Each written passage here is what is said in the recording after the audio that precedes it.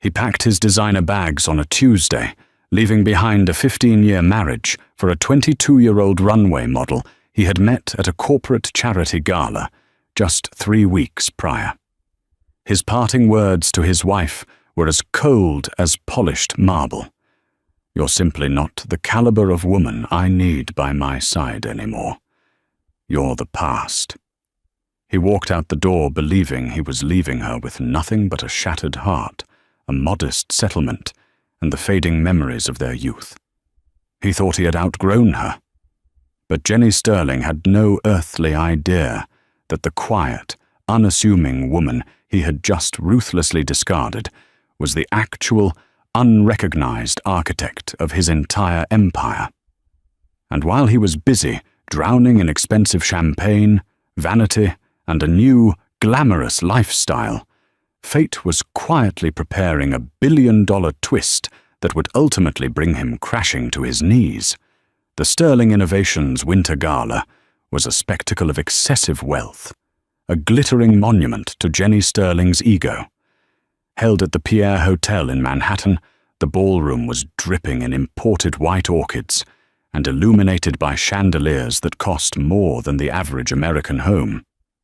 Jake Sterling stood near the periphery of the room, nursing a glass of sparkling water, her plain but elegant midnight blue gown starkly contrasting with the sea of sequins and plunging necklines around her. She watched her husband holding court near the ice sculpture. Jenny was 42 but possessed the aggressively maintained physique of a man 10 years younger, his silver fox hair perfectly coiffed, his tailored Italian tuxedo hugging his broad shoulders. He was laughing loudly, a sound that used to fill Jake with warmth, but now only triggered a dull ache behind her eyes. He was charming the board members, the investors, and the press, effortlessly taking credit for the groundbreaking data compression software that had just propelled their company's valuation to a staggering $3 billion. No one in that ballroom knew that the foundational code for that software had been written by Jake, sitting cross-legged on a stained mattress in their cramped Boston apartment 15 years ago, while Jenny was out failing at his third sales job. She had been the genius. He had been the face. And over the years, the face had slowly convinced itself that it was the brain. "You look like you'd rather be anywhere else, Jake," a voice murmured beside her. It was Beatrice Hall, Jake's oldest friend, and one of the most feared corporate litigators in the city. Jake offered a tired, strained smile. "I'm just not built for the spotlight, Bea. You know that. Jenny thrives on this. I just want to go home, take off these heels and read." "He's been looking at her all night, you know," Beatrice said softly, her sharp eyes darting toward the center of the room. Jake followed Beatrice's gaze. Standing just a few feet away from Jenny was Savannah Croft. She was 22, a rising star in the high-fashion world, with legs that seemed to go on forever, cascading platinum blonde hair, and a smile that looked both angelic and predatory. Savannah was draped in a backless crimson dress that left absolutely nothing to the imagination. And Beatrice was right. Jenny's eyes kept drifting back to her, lingering on the curve of her spine, sharing secret, knowing smirks across the crowded room. "She's the new brand ambassador for the lifestyle division," Jake said, trying to keep her voice steady, though a cold knot was forming in her stomach. "It's just business." "Jake, please," Beatrice sighed, gripping her friend's arm. "Don't play the naive wife. You're too smart for that." The knot in Jake's stomach tightened. She excused herself, feeling suddenly claustrophobic, and made her way toward the private VIP suites on the mezzanine level, seeking a few minutes of quiet. As she walked down the heavily carpeted hallway, the thumping bass of the ballroom faded into a muffled hum. She approached the suite Jenny had reserved for private meetings. The heavy oak door was slightly ajar. Jake pushed it open, expecting to find an empty room where she could catch her breath. Instead, she found the end of her life as she knew it. Jenny had Savannah pressed against the mahogany conference table. The model's hands were tangled in Jenny's perfectly styled hair, and they were kissing with a desperate, frantic energy that knocked a crystal decanter onto the floor, shattering it into pieces. Jake froze.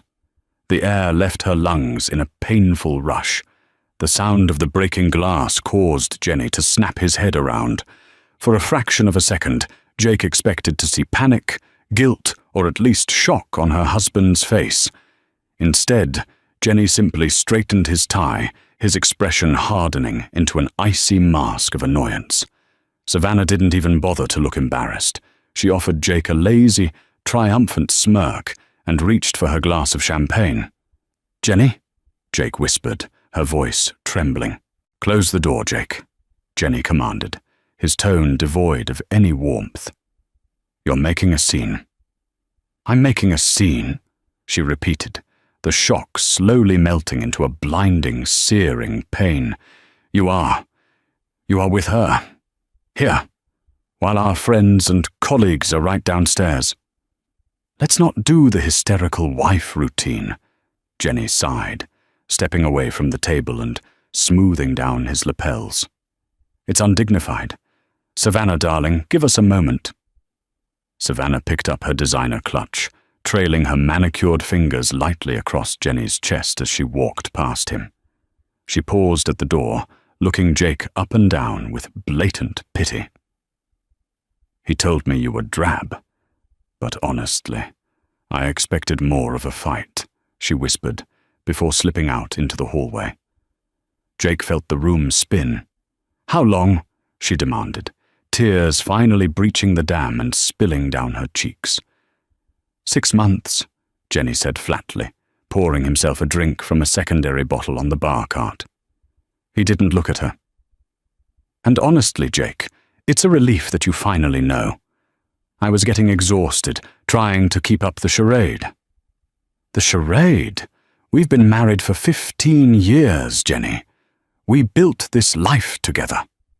"No, Jake," Jenny snapped, finally turning to face her, his eyes blazing with arrogant defiance.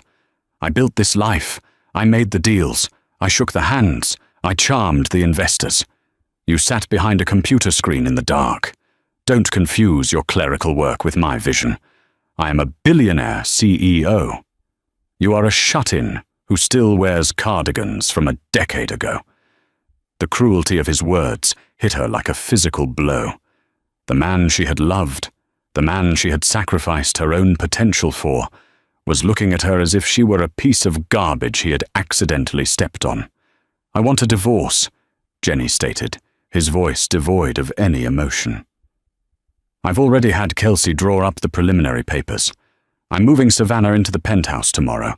I expect you to be packed and gone by the end of the weekend." "The penthouse?"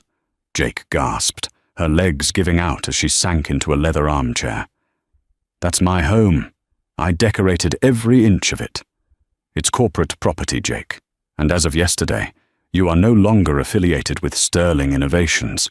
You're fired. I'll see you in court." He walked past her, the scent of his expensive cologne lingering in the air like a toxin, leaving Jake alone in the shattered remains of her marriage. The next 48 hours were a blur of trauma, legal jargon, and profound humiliation. Jake retreated to the sprawling, 3-story Manhattan penthouse that she had spent years turning into a sanctuary. She walked through the rooms like a ghost, tracing the edges of the custom furniture, looking at the art they had bought together in Paris, feeling as though she had been thrust into an alternate reality. Her peace was violently interrupted on Thursday morning, when Kelsey Pendleton, Jenny's ruthless bulldog of an attorney, arrived at the door accompanied by 2 private security guards. Kelsey was a short, balding man with a penchant for flashy suits and a smile that never quite reached his cold, dead eyes. "Good morning, Mrs. Sterling," Kelsey said, barely waiting for her to step aside before walking into the foyer. He handed her a thick manila folder. "I'm here to formally serve you. Furthermore, I am here to oversee your exit from the premises." Jake, dressed in sweatpants and an oversized sweater, stared at the folder. "My exit?" "Jenny gave me until the weekend." "Plans change," Kelsey smiled thinly. "Mr. Sterling and Miss Croft are returning from a brief trip to St. Bart's this evening, and Miss Croft wishes to begin redecorating immediately. Security is here to ensure you only take personal items. No art, no electronics, no furniture, only clothing and personal jewelry." "This is my home," Jake said, her voice shaking with a mixture of rage and profound grief. "You can't just throw me out on the street." "Actually, we can," Kelsey replied, opening his briefcase and pulling out a document that made Jake's blood run cold. It was the post-nuptial agreement. 3 years ago, when Sterling Innovations was facing a massive, frivolous lawsuit from a competitor, Jenny had come to her in a panic. He told her that if the company lost, their personal assets could be seized. He begged her to sign a post-nuptial agreement, claiming it was a complex legal maneuver purely designed to protect their home and her personal wealth by transferring the bulk of the assets into a shielded corporate trust under his sole control. He had kissed her forehead, told her he loved her, and said it was just paperwork. She had trusted him implicitly. She hadn't even had her own lawyer read it. "As you can see, Section 4, Paragraph B," Kelsey pointed with a manicured finger. "You waived your right to alimony, spousal support, and any claim to the primary residence, secondary residences, and all corporate holdings. In the event of a divorce, you are entitled to a one-time payout of $500,000. That's it. $500,000. To the average person, it was a windfall, but Jenny was worth over $3 billion. Jake had built the foundational technology that made that valuation possible, and now she was being legally robbed of her life's work and discarded like trash. "He planned this," Jake whispered, the horrifying realization washing over her. "He planned this 3 years ago." Kelsey merely shrugged. "Mr. Sterling is a visionary. He looks ahead. Now please, start packing. The guards will supervise." By 3 p.m., Jake found herself standing on the sidewalk in the freezing New York wind, flanked by 4 suitcases containing 15 years of her life. She had nowhere to go. She pulled out her phone and dialed the only person she could trust. Beatrice Hall arrived 20 minutes later in a sleek black town car. When she saw Jake standing on the curb, shivering and broken, Beatrice's professional composure cracked. She threw her arms around her friend, ushering her into the warmth of the car. "I'm going to destroy him," Beatrice vowed, her voice vibrating with a lethal intensity as the car pulled away. "I am going to rip Kelsey Pendleton's license to shreds, and I am going to make Jenny bleed." They went to Beatrice's brownstone in Brooklyn. For the first week, Jake couldn't eat. She barely slept. She was tormented by the relentless news cycle and social media. Jenny hadn't just left her. He was parading Savannah around like a trophy. Magazines published glossy spreads of the new it couple. Savannah's Instagram was a daily torture device, showing the model posing in Jake's kitchen, wearing Jake's favorite vintage diamond necklace, which Jenny claimed he couldn't find when she was packing, and lounging on the yacht that Jake had named. But the deepest cut came when Beatrice forced Jake to sit down at her dining room table, spreading out the financial disclosures Kelsey had smugly sent over. "It's worse than we thought, Jake," Beatrice said gently, sliding a stack of bank statements toward her. "The post-nup is ironclad. It was drafted by a legal team that specializes in screwing over spouses. But that's not the worst part. Look at these transfers." Jake squinted at the numbers. Over the past 2 years, Jenny had been quietly siphoning millions of dollars out of their joint accounts and funneling them into offshore shell companies. He had been buying real estate in Savannah's name. He had drained the liquidity they had saved for their future. "He deliberately starved your personal accounts," Beatrice explained, her jaw clenched. "He wanted to make sure that when he finally pulled the trigger, you wouldn't have a war chest to fight him in court. He wants you to take the 500,000 and disappear because you can't afford a protracted legal battle." Jake stared at the papers. The man she had loved had not merely fallen out of love with her. He had executed a calculated, years-long psychological and financial assassination. He wanted her ruined. He wanted her powerless. A heavy, suffocating silence filled the room. Jake looked down at her hands. They were shaking. But as she stared at the damning evidence of Jenny's betrayal, the crushing weight of her depression began to shift. The sadness was burning away, leaving behind something hot, sharp, and terrifyingly clear. "I don't want the 500,000, Jake said quietly. Beatrice looked up, surprised. "Jake, you have to take something to survive while we figure out a loophole." "No," Jake repeated, her voice steadying. She raised her eyes, and for the first time in weeks, the spark of the brilliant architect, the woman who had coded a billion-dollar empire in the dark, returned. "If I take his settlement, I agree to his terms. I agree that I am nothing. He thinks I'm helpless without his money. He forgot who built the engine he's driving." Jake moved into a tiny two-bedroom apartment in Queens, a stark and brutal contrast to the sprawling penthouse she had called home. The radiators clanked violently in the night, and the subway rumbled beneath the floorboards every 20 minutes. But for Jake, the cramped space wasn't a prison. It was a war room.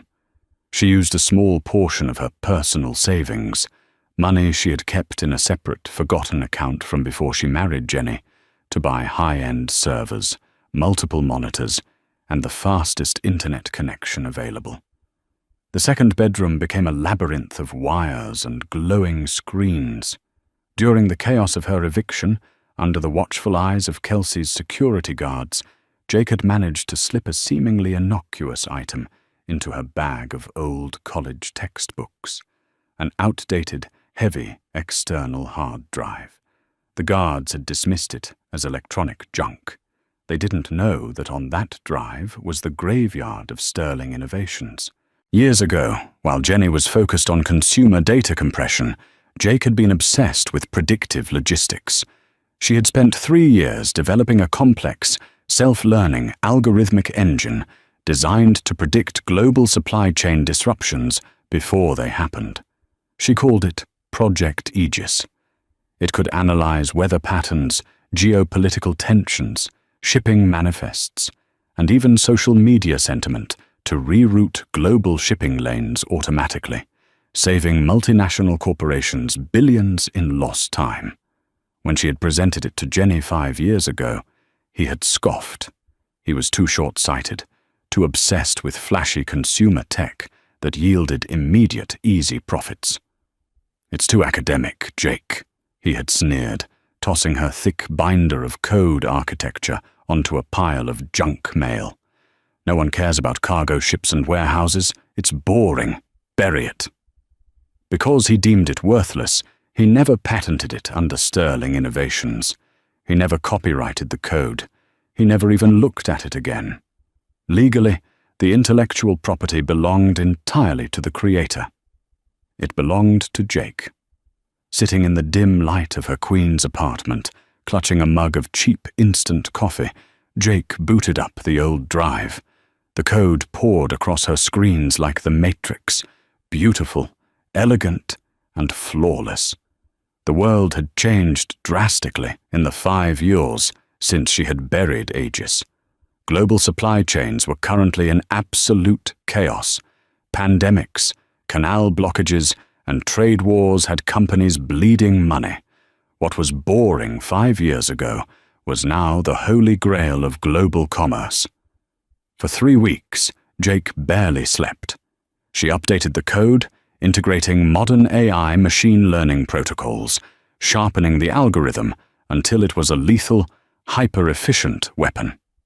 When she ran a simulation using historical data from the past 2 years, Aegis successfully predicted 94% of global shipping disruptions and offered alternative routes that would have saved an estimated $40 billion across the Fortune 500. She had a nuclear bomb on her hard drive. Now, she needed a launch pad. "I need a meeting with Nathaniel Reed," Jake told Beatrice over lunch at a noisy diner a few days later. Beatrice choked on her salad. "Nathaniel Reed? Jake, are you out of your mind? The man is a recluse. He's the most aggressive venture capitalist in the hemisphere. He eats tech founders for breakfast and uses their bones for toothpicks. Furthermore, he despises Jenny. They've been bitter rivals for a decade." "Exactly," Jake smiled, a cool, calculating expression that made Beatrice shiver. "He hates Jenny. Jenny is currently expanding Sterling Innovations into enterprise logistics, a sector he knows nothing about. I know Jenny's entire roadmap for the next 5 years. It's flawed, it's bloated, and it's going to fail. I want to give Nathaniel Reed the weapon to crush Jenny, and I want him to fund me to do it." It took Beatrice 2 weeks of calling in every favor she had in the legal and financial worlds, but she finally secured a 20-minute window with Nathaniel Reed. Reed's offices were located at the top of a monolithic black skyscraper in the financial district. Unlike Jenny's ostentatious, flashy headquarters, Reed's domain was minimalist, intimidating, and dead silent. Nathaniel Reed himself sat behind a massive slab of petrified wood that served as his desk. He was a man in his late 50s, gaunt with piercing hawk-like eyes, and a reputation for utter ruthlessness. "You have 18 minutes, Mrs. Sterling," Nathaniel said, not bothering to offer a handshake or a seat. "I took this meeting out of curiosity.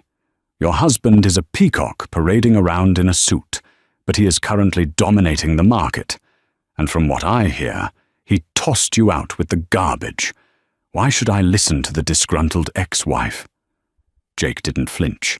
She walked calmly to the conference display, plugged in her secure drive, and brought up the interface for Aegis.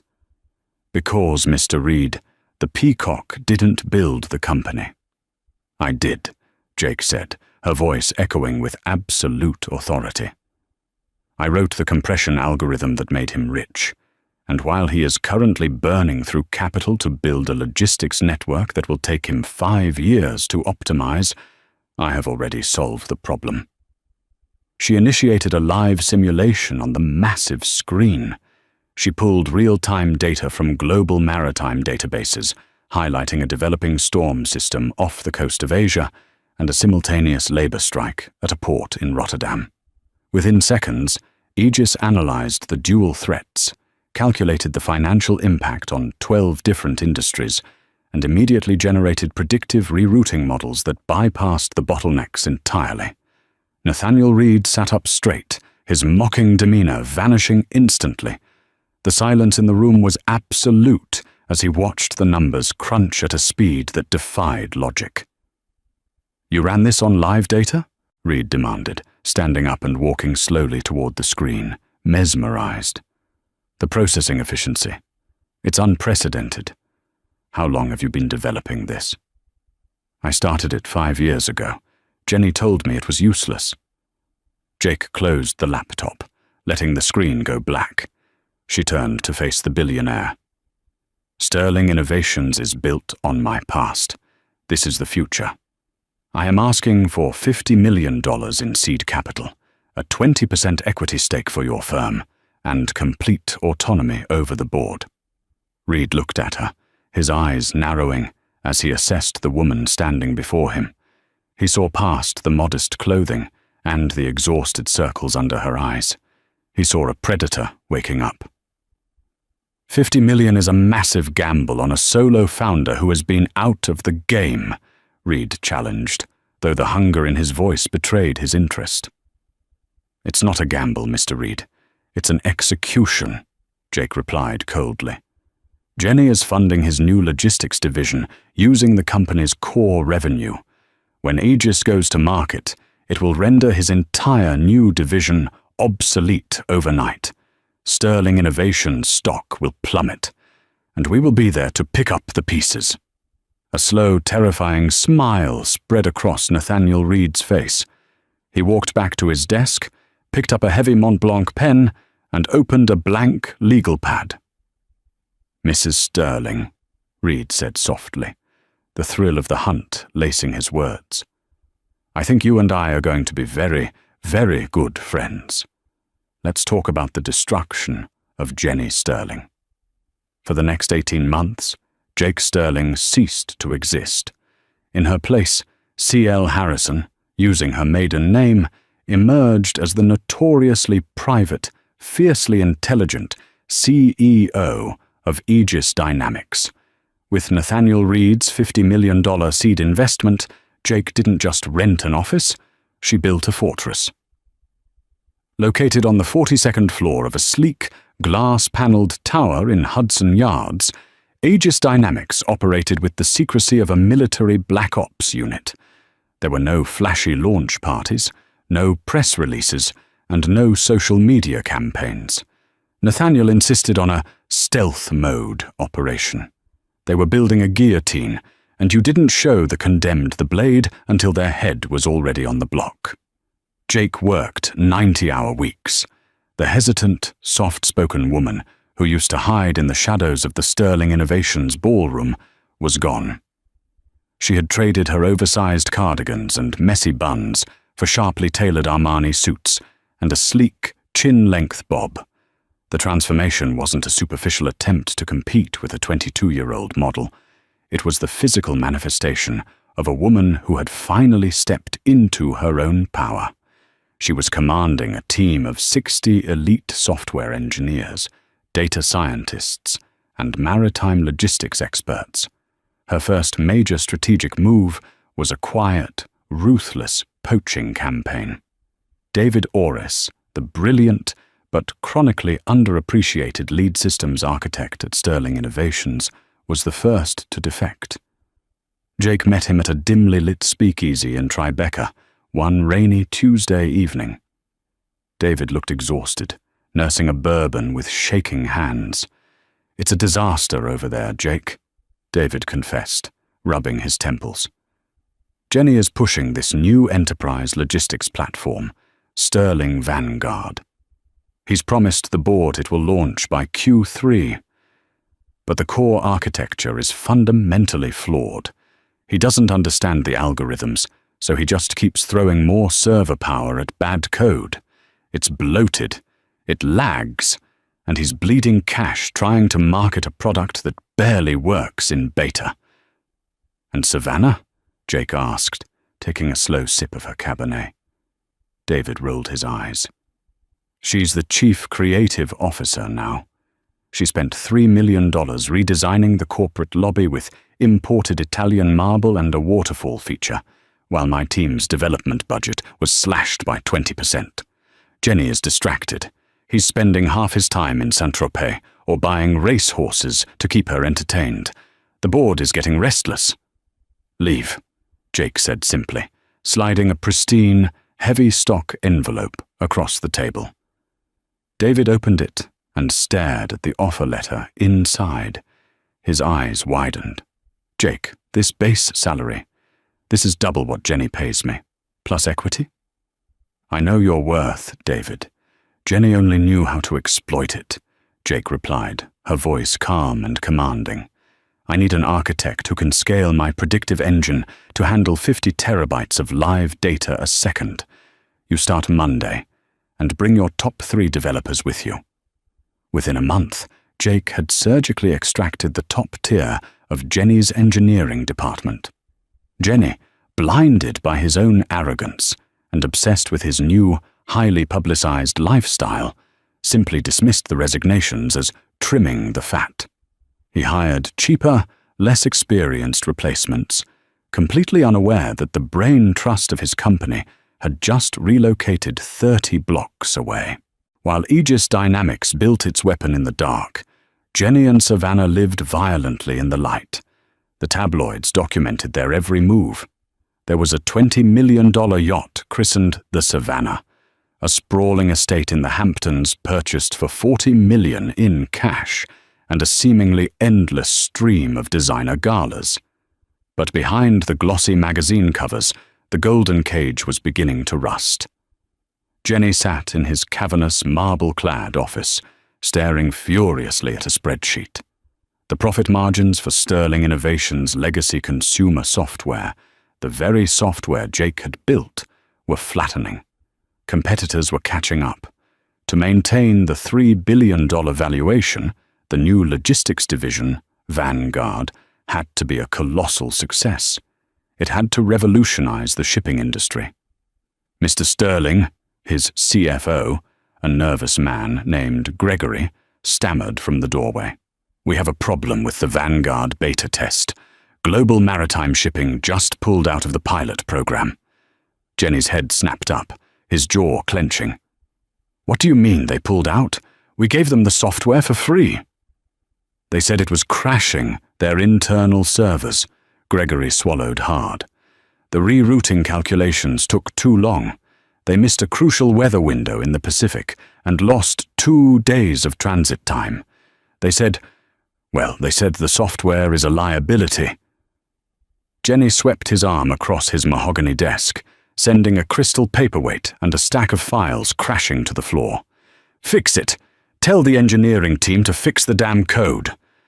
"Half the senior engineering team quit 6 months ago, Jenny," Gregory reminded him gently. "The new hires are struggling to understand the foundational architecture." Jenny sank into his leather chair, a cold bead of sweat trickling down his spine.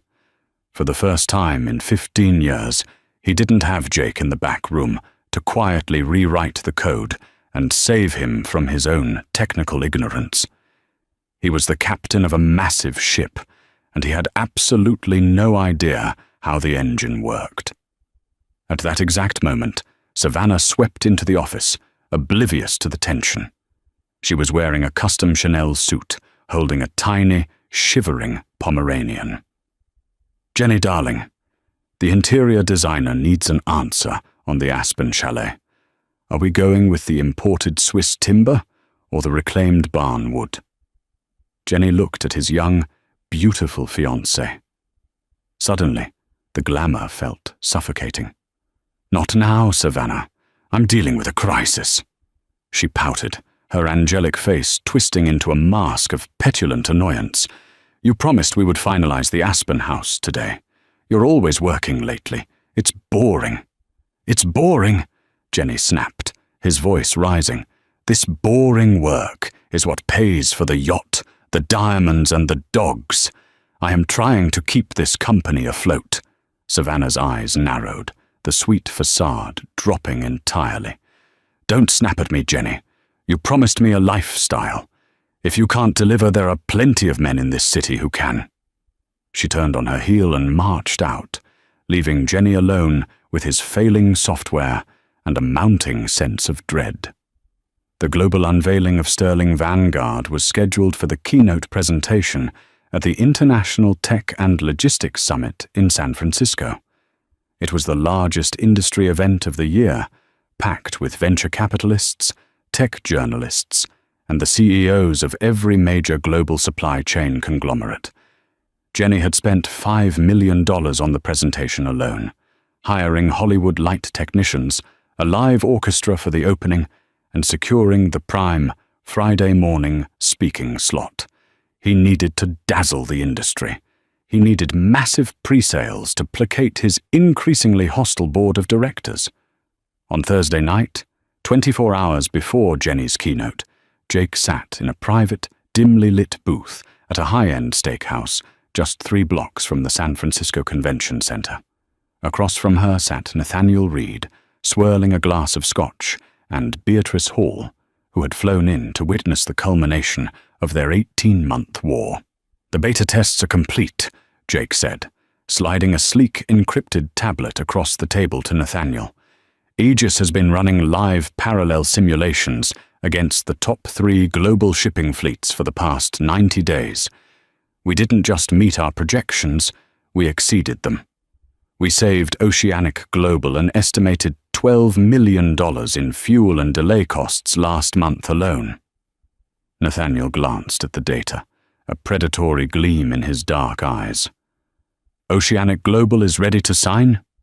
Not just Oceanic, Jake smiled, a sharp, cold expression. Vertex Freight and the Pan-Asian Shipping Consortium have both signed letters of intent. They are ditching their legacy systems. They want Aegis. Brilliant, Beatrice murmured, raising her glass. Jenny is walking onto that stage tomorrow morning to sell a rusty bicycle to an audience that is about to be offered a Ferrari. When do we drop the press release? Jake asked, looking at Nathaniel. We don't just drop a press release, CL, Nathaniel said, using her new professional moniker. We drop a bomb. Tomorrow at 8 a.m., exactly 1 hour before Jenny takes the stage, I am formally announcing that Reed Capital is backing Aegis Dynamics with a Series A valuation of $1.2 billion. I will simultaneously release the endorsed case studies from Oceanic and Vertex. Jake felt a shiver run down her spine. The moment was here. The reckoning had arrived. Friday morning dawned crisp and clear over the San Francisco Bay. The convention center was buzzing with thousands of attendees. Jenny Sterling stood backstage, pacing nervously in a custom Tom Ford suit. He was sweating. The final patch for the Vanguard software had failed the night before. His lead engineer had warned him that if he ran a live demo on stage, there was a 40% chance the system would crash in front of the entire industry. He had to fake it. He would use a pre-recorded simulation video and pass it off as live data. 5 minutes to places, Mr. Sterling, a stage manager whispered. Jenny nodded, taking a deep breath and pasting his trademark, arrogant smile onto his face. He checked his phone, expecting a good luck text from Savannah. Instead, he saw 3 missed calls from Kelsey Pendleton, his lawyer, and 5 frantic texts from Gregory, his CFO. Frowning, Jenny dialed Gregory.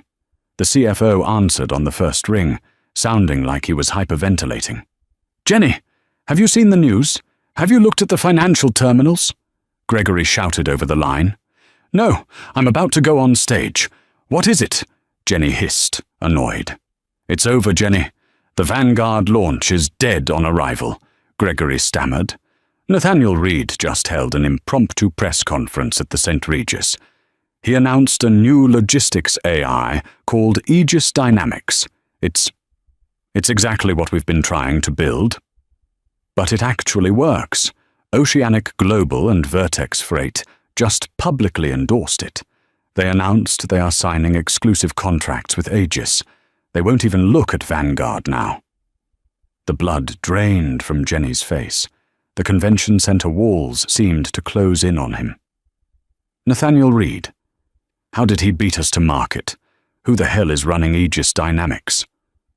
They haven't announced the CEO's name yet, just that she's a visionary, Gregory said, his voice trembling. Jenny, our stock is already plummeting in pre-market trading. The board is calling an emergency meeting for Monday. They're talking about a vote of no confidence. "Stop panicking," Jenny barked, though his own heart was hammering against his ribs like a trapped bird. "Reed is bluffing. It's vaporware. I'll go out there, pitch Vanguard, and we'll buy Aegis out on Monday. Find out who this CEO is. Offer them whatever they want. 50 million, 100 million. Just acquire the damn code so we can absorb it." "Mr. Sterling, you're on," the stage manager interrupted, pointing to the curtain. Jenny shoved his phone into his pocket and walked out into the blinding stage lights. The applause from the massive auditorium was polite, but not thunderous. As he stepped to the podium, he looked out into the sea of faces. In the front row, sitting dead center, was Nathaniel Reed. The billionaire venture capitalist wasn't looking at his phone or taking notes. He was staring directly at Jenny, a terrifying, knowing smirk playing on his lips. Jenny's mouth went dry. He launched into his rehearsed pitch, but the energy in the room was completely dead. People were whispering, checking their phones, scrolling through the Aegis press release that was dominating the morning news cycle. When Jenny finally played his pre-recorded live simulation, it looked clunky and rudimentary compared to the staggering metrics Reed had just published. It was a bloodbath. When Jenny finished, there were no questions from the press about his software. The first journalist to stand up simply asked, "Mr. Sterling, how does Vanguard plan to compete with the predictive AI models just unveiled by Aegis Dynamics, which already has the backing of the top 3 global shipping firms?" Jenny completely froze. He mumbled a non-committal corporate platitude and practically fled the stage. Back in his hotel suite, the atmosphere was funereal.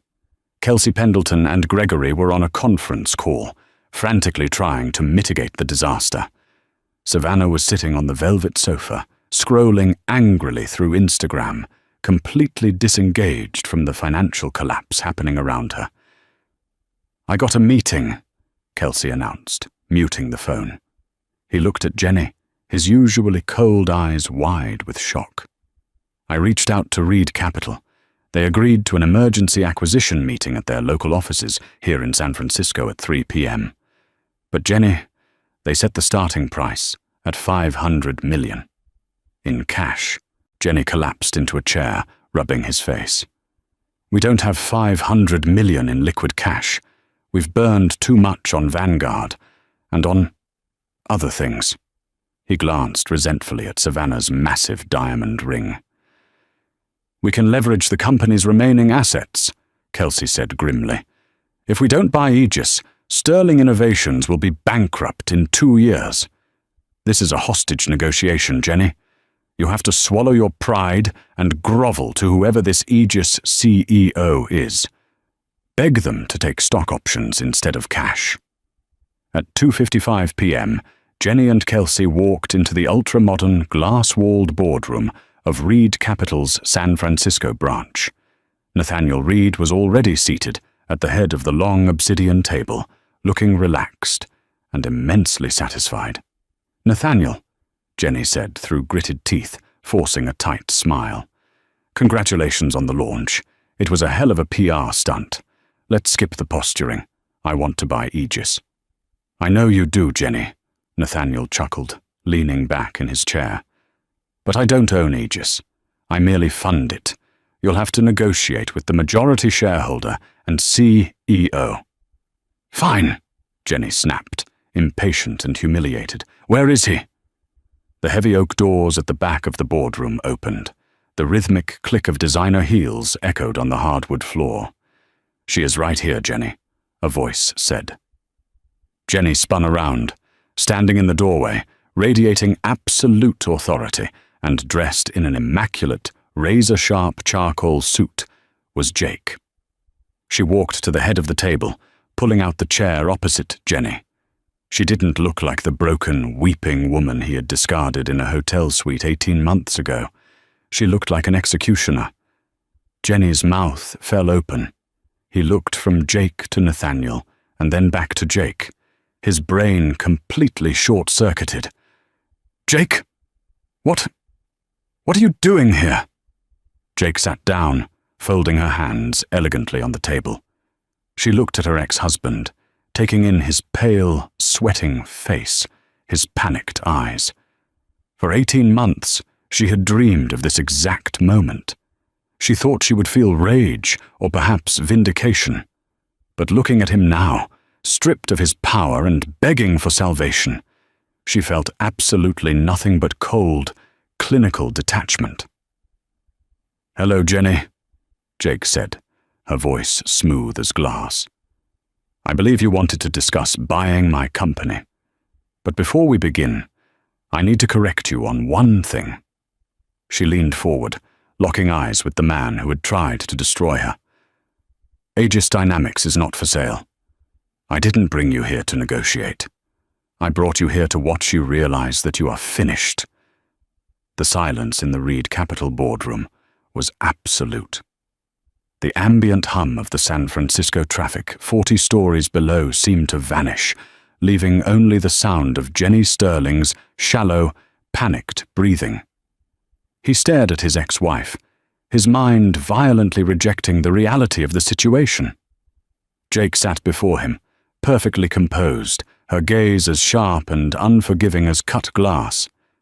"This is a joke," Jenny finally stammered, looking frantically at Nathaniel Reed, then at his lawyer, Kelsey Pendleton.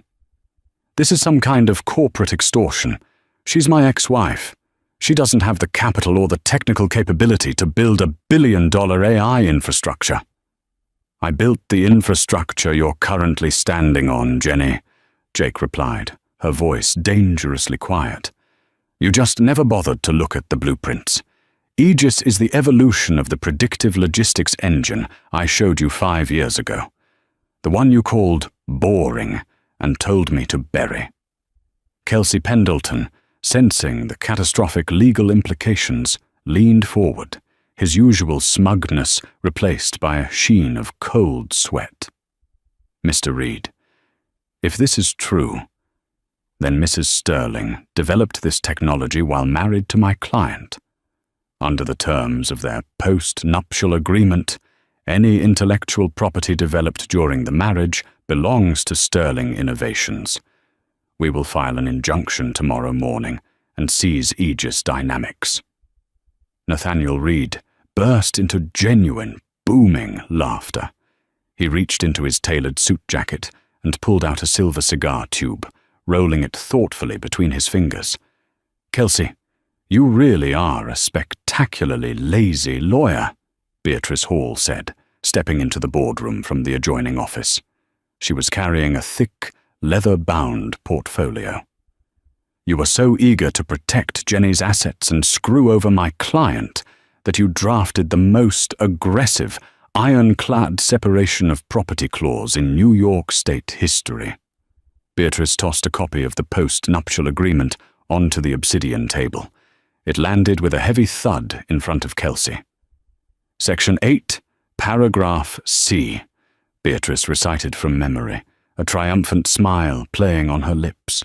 "Any and all intellectual property, patents or business entities formed by either party after the date of physical separation shall remain the sole and exclusive property of the creator, explicitly shielded from any claims by Sterling Innovations or its subsidiaries." "You wanted to make sure Jake couldn't touch your precious new ventures, Jenny. You built a fortress to keep her out. But you actually built a fortress to protect her from you." Jenny's face drained of color. He looked at Kelsey, who was frantically flipping through the document, his manicured finger trembling as it traced the lines of his own drafting. "Is it true?" Jenny hissed at his lawyer. The verbiage is unambiguous." Kelsey swallowed hard, refusing to meet Jenny's eyes. "Because you legally separated your assets and evicted her before she formally incorporated Aegis Dynamics, we have no claim to her company." "But that's not the best part." Jake leaned forward, resting her elbows on the table. "Did you really think I just spent 18 months building a better product? No, Jenny. I spent 18 months building a trap." Jake tapped a sequence on her encrypted tablet. The massive screen at the end of the boardroom flared to life, displaying lines of highly complex, illuminated code alongside internal financial documents from Sterling Innovations. "When your engineering team panicked because Vanguard was failing, they started cutting corners," Jake explained, her tone analytical and merciless. 3 months ago, your lead developer integrated an open-source patch to try and fix your routing latency. But it wasn't open source. It was proprietary architecture patented by Aegis Dynamics. I seeded it through a proxy server, knowing your desperate, inexperienced team would steal it without doing their due diligence. Jenny gripped the edge of the table, his knuckles turning white. "You set us up. I let you hang yourself," Jake corrected. Sterling Vanguard is built on stolen, patented Aegis code, which means your entire new division is illegal. Yesterday, Beatrice filed a multi-billion-dollar intellectual property theft lawsuit against Sterling Innovations in federal court. The SEC was notified this morning.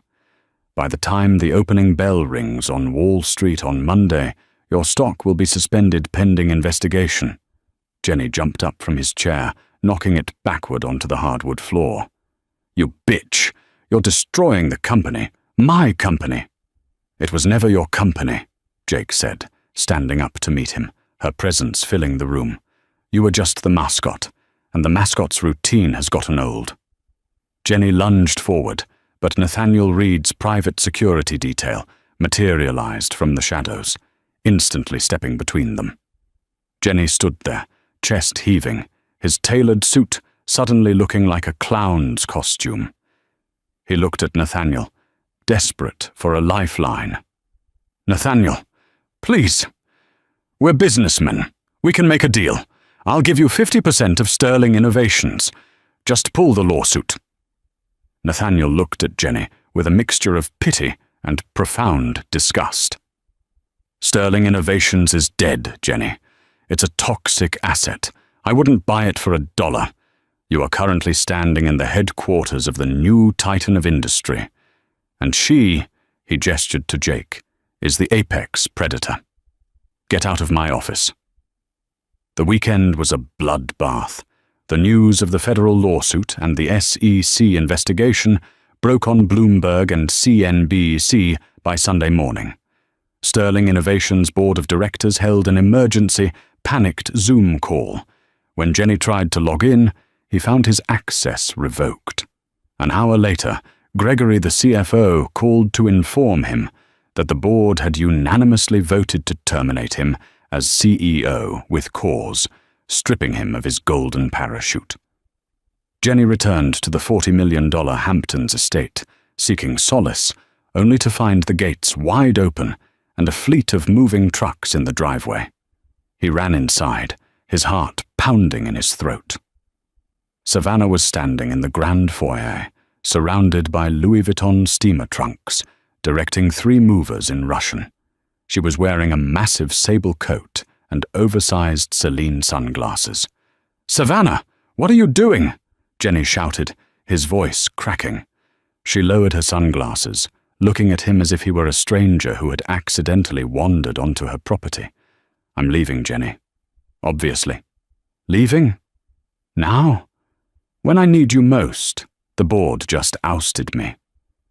"I know," Savannah sighed, checking her diamond-encrusted Patek Philippe watch. "Kelsey called me. He said your assets are going to be frozen by Tuesday, and that you're likely facing bankruptcy because of the lawsuit. I'm a brand ambassador, Jenny. I can't be associated with a broke, disgraced fraud. It's bad for my image." "I left my wife for you," Jenny screamed, the sheer indignity of the situation finally breaking his carefully cultivated facade. "I bought you everything." "And I enjoyed it," Savannah smiled, completely devoid of empathy. "But the money is gone, and frankly, you've been incredibly stressed and boring lately. Alexander is waiting for me in the jet." "Alexander? Alexander Petrov," Jenny gasped, naming the Russian oligarch who had recently outbid him on a mega yacht. "He owns his own shipping fleet," Savannah purred, turning toward the door. "And apparently he just signed a very lucrative contract with a company called Aegis. He's in a great mood. Goodbye, Jenny. Don't lose the dogs."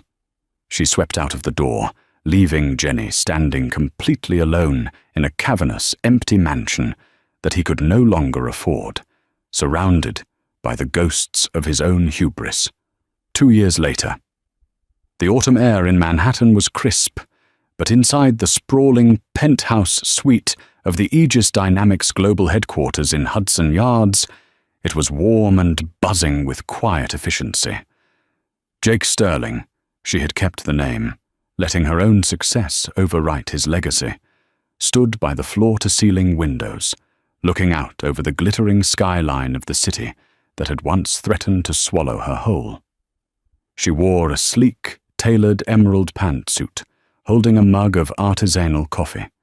On her massive minimalist desk sat the latest issue of Forbes magazine. Jake's face graced the cover.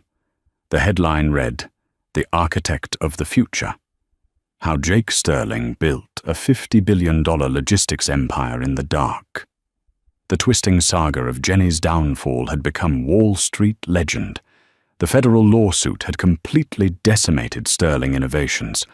The company's stock dropped to pennies, forcing a liquidation of all corporate assets to pay off their mounting debts and legal fees. In a move of poetic, absolute dominance, Jake had used a fraction of Aegis Dynamics' quarterly profits to buy the bankrupt remains of Sterling Innovations at auction. She didn't buy it to run it. She bought it to dismantle it.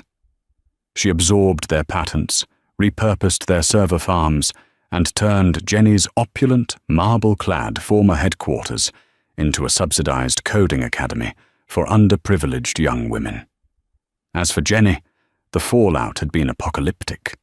Beatrice Hall had taken him back to civil court, proving that the offshore accounts he had hidden during their divorce constituted massive financial fraud.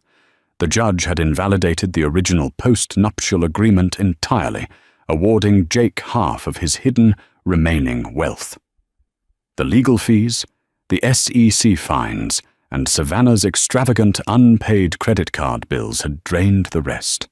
The last Jake had heard, Jenny was living in a cramped, noisy one-bedroom apartment in New Jersey, working as a mid-level regional sales manager for a company that sold printer toner. The silver fox hair had thinned, the arrogant posture had crumbled, and the man who had once believed he was the center of the universe had faded into complete obscurity.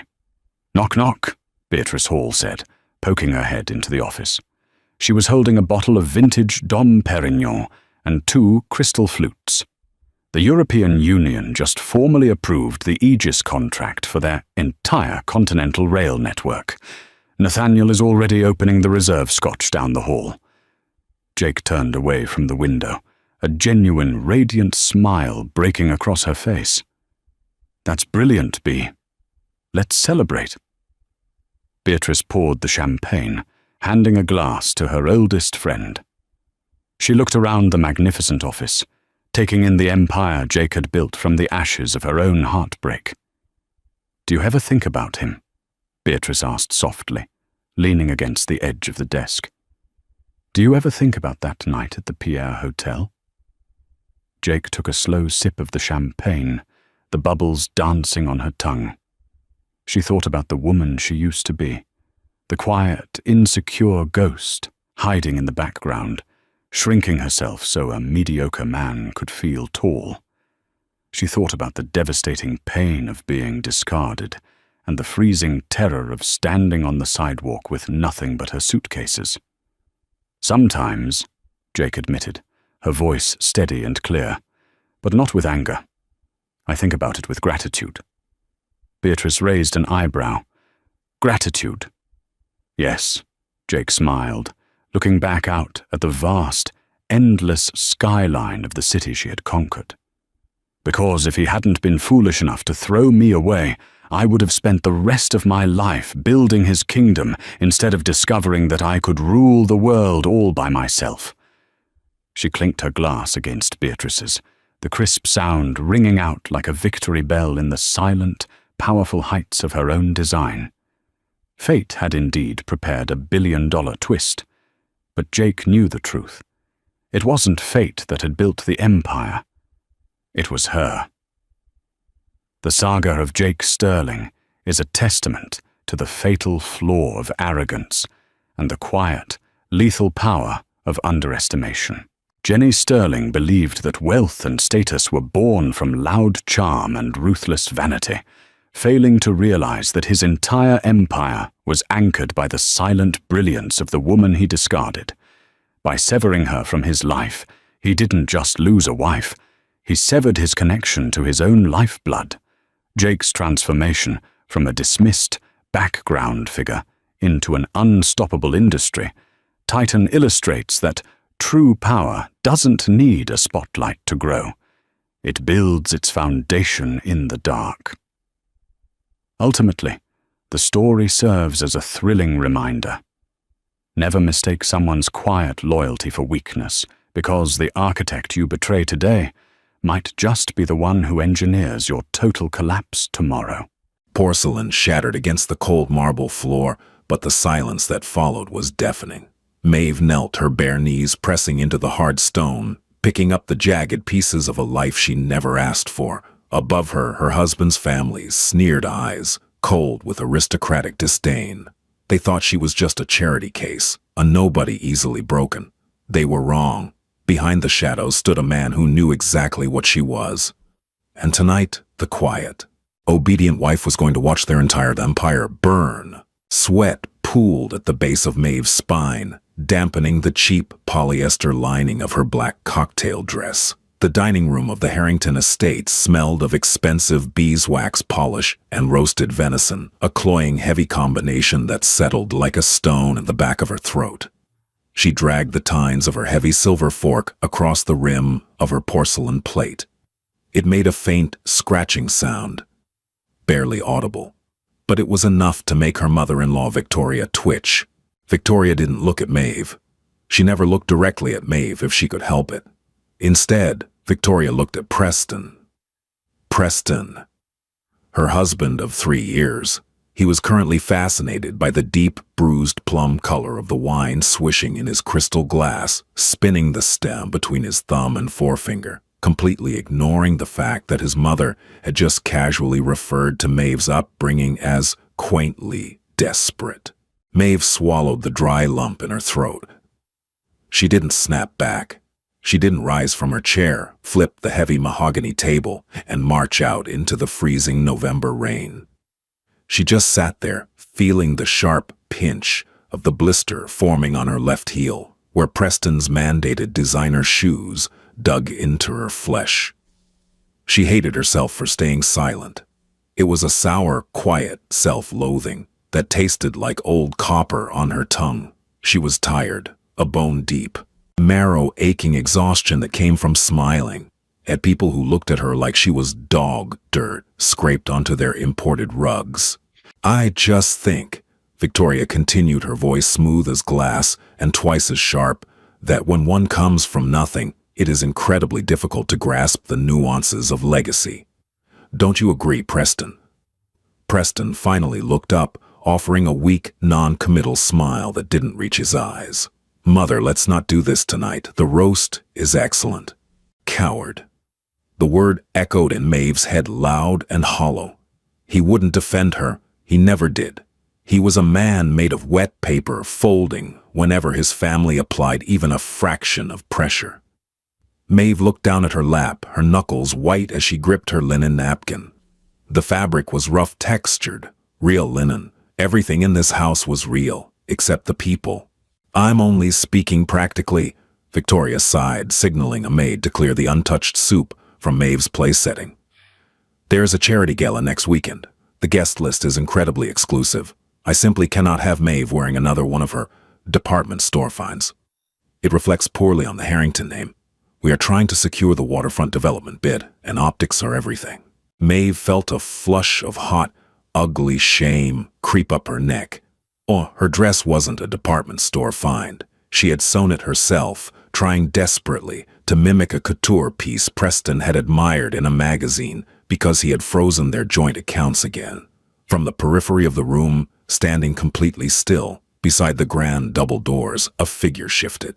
His name was Leon. He was officially on the Harrington payroll as a private security consultant, brought in to handle the delicate matters of a family paranoid about their wealth. But Leon didn't blend into the wallpaper like the other staff. He smelled faintly of ozone, winter air, and iron. His suit wasn't the standard off-the-rack dark wool of a bodyguard. It was charcoal, impeccably tailored, moving over a frame built for sudden, devastating violence. He had pale, assessing eyes that missed nothing. Maeve caught his gaze for a fraction of a second. Leon didn't offer a pitying smile. He just stared at her, his jaw set, reading the microscopic tremors in her hands. He knew everything she was hiding, and he was the only reason she hadn't yet burnt the Harrington estate to the ground. "I can stay home," Maeve said, her voice sounding thin and brittle, even to her own ears. She hated how small she sounded. "If the gala is that important, Preston can go alone." "Oh, don't be dramatic, Maeve," Preston snapped, suddenly irritated. "You're my wife, you have to be there. Just let Mother buy you a dress. Is it that hard to just say thank you?" The injustice of it hit her like a physical blow. Her chest tightened. She couldn't breathe. The air in the room felt thick, with their entitlement pressing down on her ribs. She wanted to scream at him, to tell him that his mother's gifts came with contracts and strings thick enough to hang her with. But her mouth was dry. She just gave a jerky, pathetic nod. Victoria smiled, a thin, satisfied curving of lips. "Good. Then it's settled. I'll have my stylist send over some options. Something simple. We wouldn't want you looking out of your depth." Maeve looked back down at her plate. The silver knife reflected her own distorted face, pale, hollow-eyed, a ghost haunting her own life. She bit the inside of her cheek until she tasted blood, letting the sharp physical pain ground her against the overwhelming urge to cry. By the door, Leon's hand subtly flexed. The knuckles turned stark white against his dark suit. He adjusted the cuff of his sleeve, a heavy, brushed platinum watch, peeking out a timepiece worth more than the entire Harrington dining room. He looked at Maeve, his eyes darkening. The time for hiding was rapidly coming to an end. The transition to the drawing room was a suffocating ritual. The air here was thicker, heavy with the scent of unlit cigars, old books, and the sharp tang of the espresso. The maid served in fragile demitasse cups. Maeve sat on the edge of a velvet sofa, the fabric scratching against her bare arms. Her stomach churned. The dinner had been bad, but the post-dinner drinks were where Victoria truly went to war. Preston immediately abandoned her for the liquor cabinet, pouring himself a generous measure of scotch. He kept his back to the room, hiding behind the clinking of crystal. Victoria sat in the high-backed leather chair opposite Maeve, swirling her espresso. She placed the cup down with a sharp clack against the saucer. "I couldn't help but notice," Victoria began, her voice dropping to a theatrical whisper that cut through the quiet room, "that the diamond brooch Preston gifted you for your anniversary last year is missing from your jewelry box, Maeve." Maeve's head snapped up. Her heart did a slow, painful roll in her chest. "Excuse me, the brooch," Victoria repeated, enunciating every syllable as if speaking to a child. "The heirloom piece from my grandmother. I was looking for it this afternoon to have it cleaned, and it seems to have vanished. I haven't worn it in months," Maeve stammered. Her palms began to sweat again. She wiped them discreetly on the rough fabric of her dress. "It should be in the safe." "It isn't." Victoria's eyes narrowed into hard, dark slits. "And frankly, considering your sister's recent financial troubles, I find its disappearance highly suspicious." The accusation hung in the air, toxic and heavy. Maeve felt the blood drain from her face. Her sister was struggling with medical bills back in London. Yes, but Maeve would never steal." "Are you accusing me of stealing your jewelry to pawn it?" "I am stating a fact," Victoria said coldly. The brooch is gone. You are the only one who lacks the moral foundation to respect what it represents." "How much did you get for it?" "A few thousand pocket change for us, but I suppose for your kind it's a fortune." "Preston," Maeve gasped, looking at her husband. Her hands were shaking violently now. The demitasse cup in her hand rattled against its saucer. "Preston, tell her I didn't take it." "You know I didn't take it." Preston finally turned around, scotch in hand. He looked exhausted, annoyed by the conflict, rather than outraged by the accusation against his wife. "Maeve, look, if you needed the money you should have just asked. But taking a family heirloom, it's low. Just tell Mother where you sold it so we can buy it back." The betrayal felt like a cold knife sliding between her ribs. He didn't even question it. He just assumed the worst. The Demitasse cup slipped from Maeve's trembling, numb fingers. It hit the Persian rug with a dull thud, dark espresso splashing across the intricate centuries-old silk weave. "Look what you've done," Victoria hissed, leaping to her feet. "You clumsy, ungrateful little thief." Maeve couldn't speak.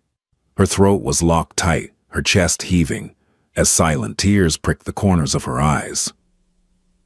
She felt entirely desperately alone. She was breaking. She could feel the fragile construct of her patience snapping into a million jagged pieces. She wanted to shrink into the floor, to disappear entirely. Then the heavy oak doors of the drawing room swung shut with a deafening slam. Everyone froze. Leon stepped fully into the room. He didn't walk like a servant. He walked like a man who owned the very ground he stepped on. The quiet, deferential aura he usually projected was gone, replaced by a cold, suffocating authority that made the hairs on the back of Maeve's neck stand up. "That is quite enough," Leon said. His voice was no longer flat and professional. It was deep, resonant, and laced with an icy European cadence that commanded immediate obedience. Victoria stared at him, her mouth agape. "Excuse me, you are security. How dare you speak to me?" "I suggest you close your mouth, Mrs. Harrington, before you embarrass yourself further." Leon interrupted, his tone dangerously soft. He walked past Victoria without looking at her, stepping right over the spilled espresso, and stopped in front of Maeve. He didn't look at Preston. He didn't look at Victoria. He looked down at Maeve, his pale eyes softening just a fraction, a silent apology for letting it go this far. "Oh." He reached into the inner pocket of his bespoke jacket and pulled out a heavy velvet-wrapped box. He tossed it onto the coffee table. It landed with a heavy thud, bursting open to reveal the missing diamond brooch sitting innocent and sparkling against the dark fabric. Preston choked on his scotch. "What the hell? You took it?" "I repossessed it," Leon corrected smoothly, finally turning his predatory gaze toward Preston. Your mother attempted to have it quietly fenced this morning to cover a margin call on your failing shipping investments. I intercepted the courier. It seemed distasteful to let her frame her daughter-in-law for her own impending bankruptcy." Victoria's face went chalk white. She swayed on her feet, clutching the back of her leather chair. "You're lying. You're just a hired thug. You have no proof." Leon ignored her. He reached into his pocket again, pulling out a sleek black satellite phone. He offered it to Maeve, bowing his head slightly, a gesture of deep, ingrained respect that sent a shockwave through the room. "Lady Maeve." Leon said the title, rolling off his tongue with natural grace. "Your father's office is on the secure line. The board has finalized the acquisition of Harrington Enterprises. They are waiting for your instruction on whether to liquidate their remaining assets or burn the company to the ground." Preston dropped his glass. It shattered against the floor, but nobody moved. They were all staring at the quiet, broken girl on the sofa, who finally stopped shaking. Silence stretched across the drawing room, thick and suffocating, broken only by the erratic, wet rasp of Preston's breathing. He stood over the shattered remains of his crystal Scotch glass, his eyes darting frantically between the velvet box on the table, the imposing figure of Leon, and the small, trembling woman sitting on the sofa. Maeve stared at the black satellite phone in Leon's outstretched hand. The device looked alien against the backdrop of Victorian lace and polished mahogany. Its casing was matte utilitarian, completely devoid of the ostentatious branding the Harringtons worshipped. A single green light blinked near the top, rhythmic and steady, like a heartbeat. Her fingers twitched.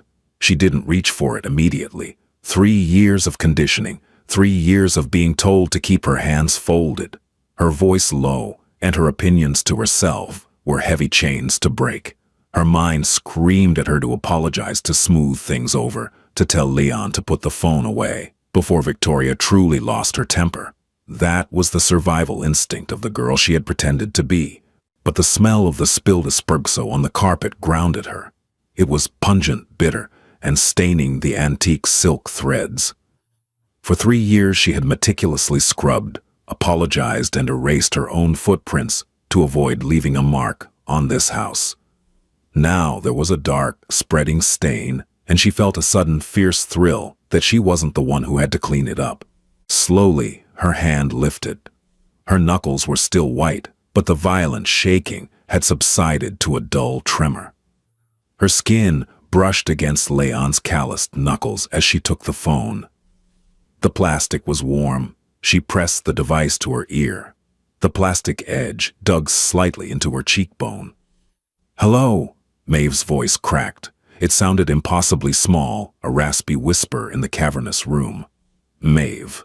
The single word crackled through the secure line, distorted slightly by encryption, but unmistakable. It was a voice that commanded boardrooms across 3 continents, a voice that settled billion-dollar disputes with a quiet sigh. It was her father, Lord Arthur. A ragged breath tore through Maeve's chest. Oh, the dam holding back her tears finally fractured. But she didn't weep from sadness. It was relief. It was the agonizing release of a breath she had been holding since the day she walked into the Harrington estate. "Dad," she whispered, squeezing her eyes shut. A single hot tear traced a path through the light layer of foundation Victoria had forced her to wear. It tasted like salt and freedom. "Are you hurt?" Arthur's tone was clipped, stripped of any paternal warmth, replaced entirely by cold, calculated assessment. He wasn't asking about her feelings. He was asking for a damage report. "No," she said, opening her eyes. She looked at Preston. He was staring at her, his mouth hanging slightly open, a sheen of panicked sweat gathering on his upper lip. He looked utterly pathetic. "No, I'm not hurt." "Good." Leon transmitted the dossier on the Harrington shipping margins 2 hours ago. They are leveraged to the hilt on ghost freighters that don't exist. It was surprisingly easy to buy their debt. I have their promissory notes sitting on my desk right now. A dry metallic rustle echoed through the phone, the sound of paper shifting. "They belong to us, Maeve. The estate, the assets, the name. I leave the execution to you. Do we strip it down and sell the copper wiring, or do we restructure?" Across the room, Victoria finally snapped out of her shock-induced paralysis. "This is a farce," Victoria screeched, the shrill sound cutting through the air like breaking glass. She pointed a trembling finger at Leon. "You hired a man to play a prank on us, you vile, wretched little." Victoria lunged forward, her sensible tweed skirt restricting her stride. She didn't even make it 2 steps. Leon moved. He didn't rush. There was no desperate scramble. It was a fluid, terrifying displacement of mass. One moment he was standing beside Maeve. The next, he was directly in Victoria's path. He didn't touch her. He simply stood there, an immovable wall of charcoal wool and lethal intent. Victoria slammed to a halt, nearly toppling over. The sheer proximity to violence, real, unpolished violence, made her recoil, her manicured hands flying up to protect her face. "Step back, Mrs. Harrington," Leon murmured. His voice was barely a rumble, a sound felt in the chest more than heard. "The air around Lady Maeve is currently restricted airspace." "Lady Maeve," Preston choked out. He took a stumbling step forward, his expensive leather shoes crunching over the shards of his broken glass. He ignored the sound, staring at his wife as if she had just ripped off a human mask to reveal a demon underneath. "Maeve, what is he talking about? Who is on that phone?" Maeve lowered the device from her ear. She didn't press end. She let the line stay open, letting her father listen to the crumbling of the Harrington empire. She looked down at her feet. The blister on her left heel was stinging violently. The restrictive pointed toe heels Preston had insisted she wear for their image felt like tiny velvet-lined prisons. Slowly, deliberately, Maeve reached down and unbuckled the delicate strap of the right shoe. She slipped it off her bare foot, hitting the soft Persian rug. Then she did the same with the left. She kicked the ridiculously expensive designer shoes away. They clattered against the mahogany coffee table, knocking over the velvet box and sending the contested diamond brooch skittering across the wood. "Maeve, answer me," Preston demanded, his voice cracking, pitching up an octave. He tried to project authority, but the sweat dripping down his temple ruined the illusion. "You're my wife. What is going on?" "I was your wife, Preston," Maeve said. Her voice was no longer a whisper. The tremor was completely gone. She stood up barefoot, grounding herself into the floorboards beneath the rug. She was shorter than him without the heels, but she had never felt taller.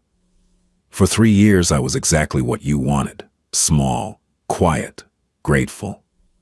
She stepped around the coffee table. Leon subtly shifted his weight, giving her a clear path, but remaining close enough to intercept any sudden movements. "You thought I was a charity case," Maeve continued, her gaze locking onto Preston's terrified eyes. "You thought you rescued me from some tragic, impoverished life in London. I let you believe it because I wanted to know if you loved me, or if you just loved having something broken to fix and control." "I do love you," Preston stammered, reaching a hand out, his fingers trembling. Maeve looked at his outstretched hand. The skin was pale, soft, unblemished by any real labor. A wave of profound disgust washed over her, making the fine hairs on her arms stand up. "No, you don't," she replied softly. "You love an audience, and I am done clapping." Drafts of cold air seemed to seep through the sealed windows, suddenly chilling the drawing room.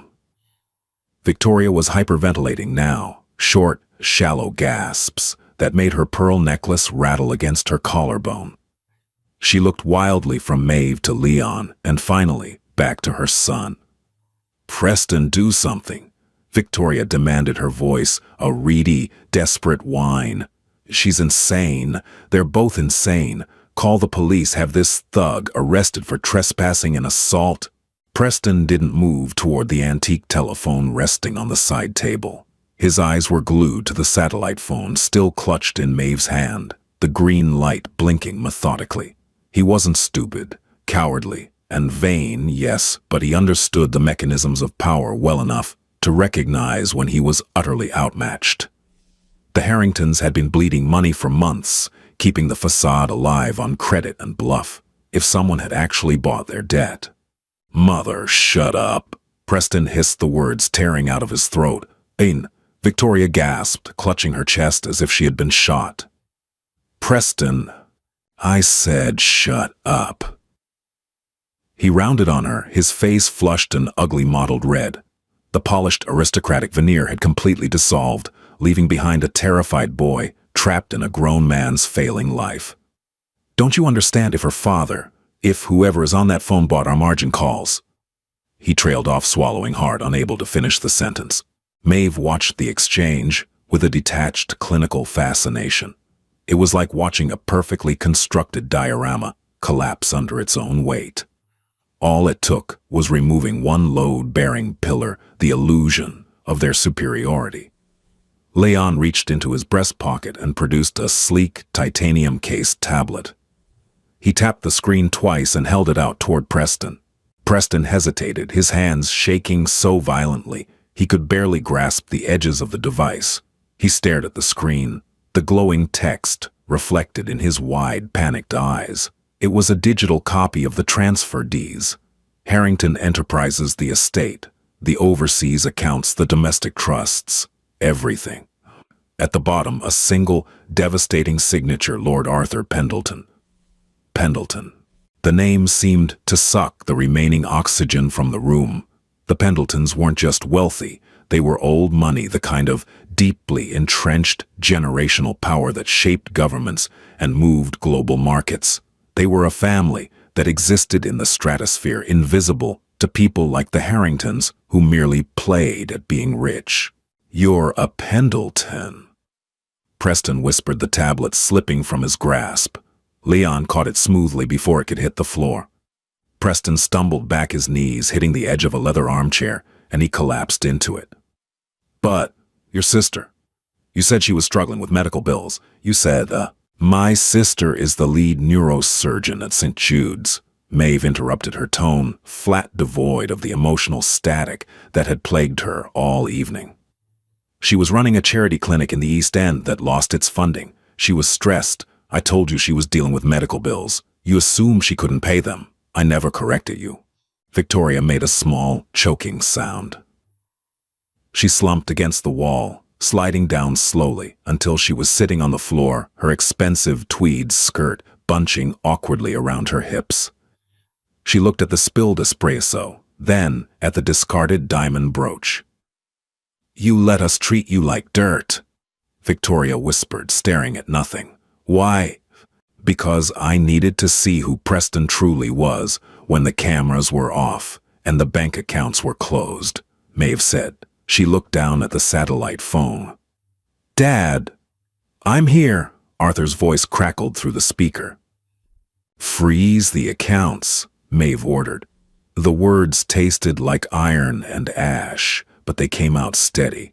"Cancel their credit lines. Stop the payroll for the household staff, pay them directly from the Pendleton Holding Company with a 50% severance bonus, and tell them to go home." "Maeve, please." Preston lunged forward, throwing himself out of the chair. He didn't try to touch her. Leon's subtle shift in posture ensured that, but he fell to his knees on the carpet, pressing his hands together. It was a grotesque display of subservience. "We can fix this. You're still my wife. I'm sorry. I didn't know. I swear to God, Maeve, I didn't know." "That's exactly the problem, Preston," Maeve said, looking down at him. She felt no triumph, no euphoric rush of revenge, just a profound, hollow exhaustion. She was looking at a stranger. "You didn't know because you never bothered to ask. You never bothered to look past the dirt you projected onto me." She pressed the red button on the phone, cutting the connection. The green light died. She handed the phone back to Leon. "Let's go." "Your coat, my lady," Leon asked, his voice returning to a smooth, respectful cadence. "Leave it," Maeve said, turning her back on her husband, who was still weeping on the floor. "It smells like this house. I don't want anything from here."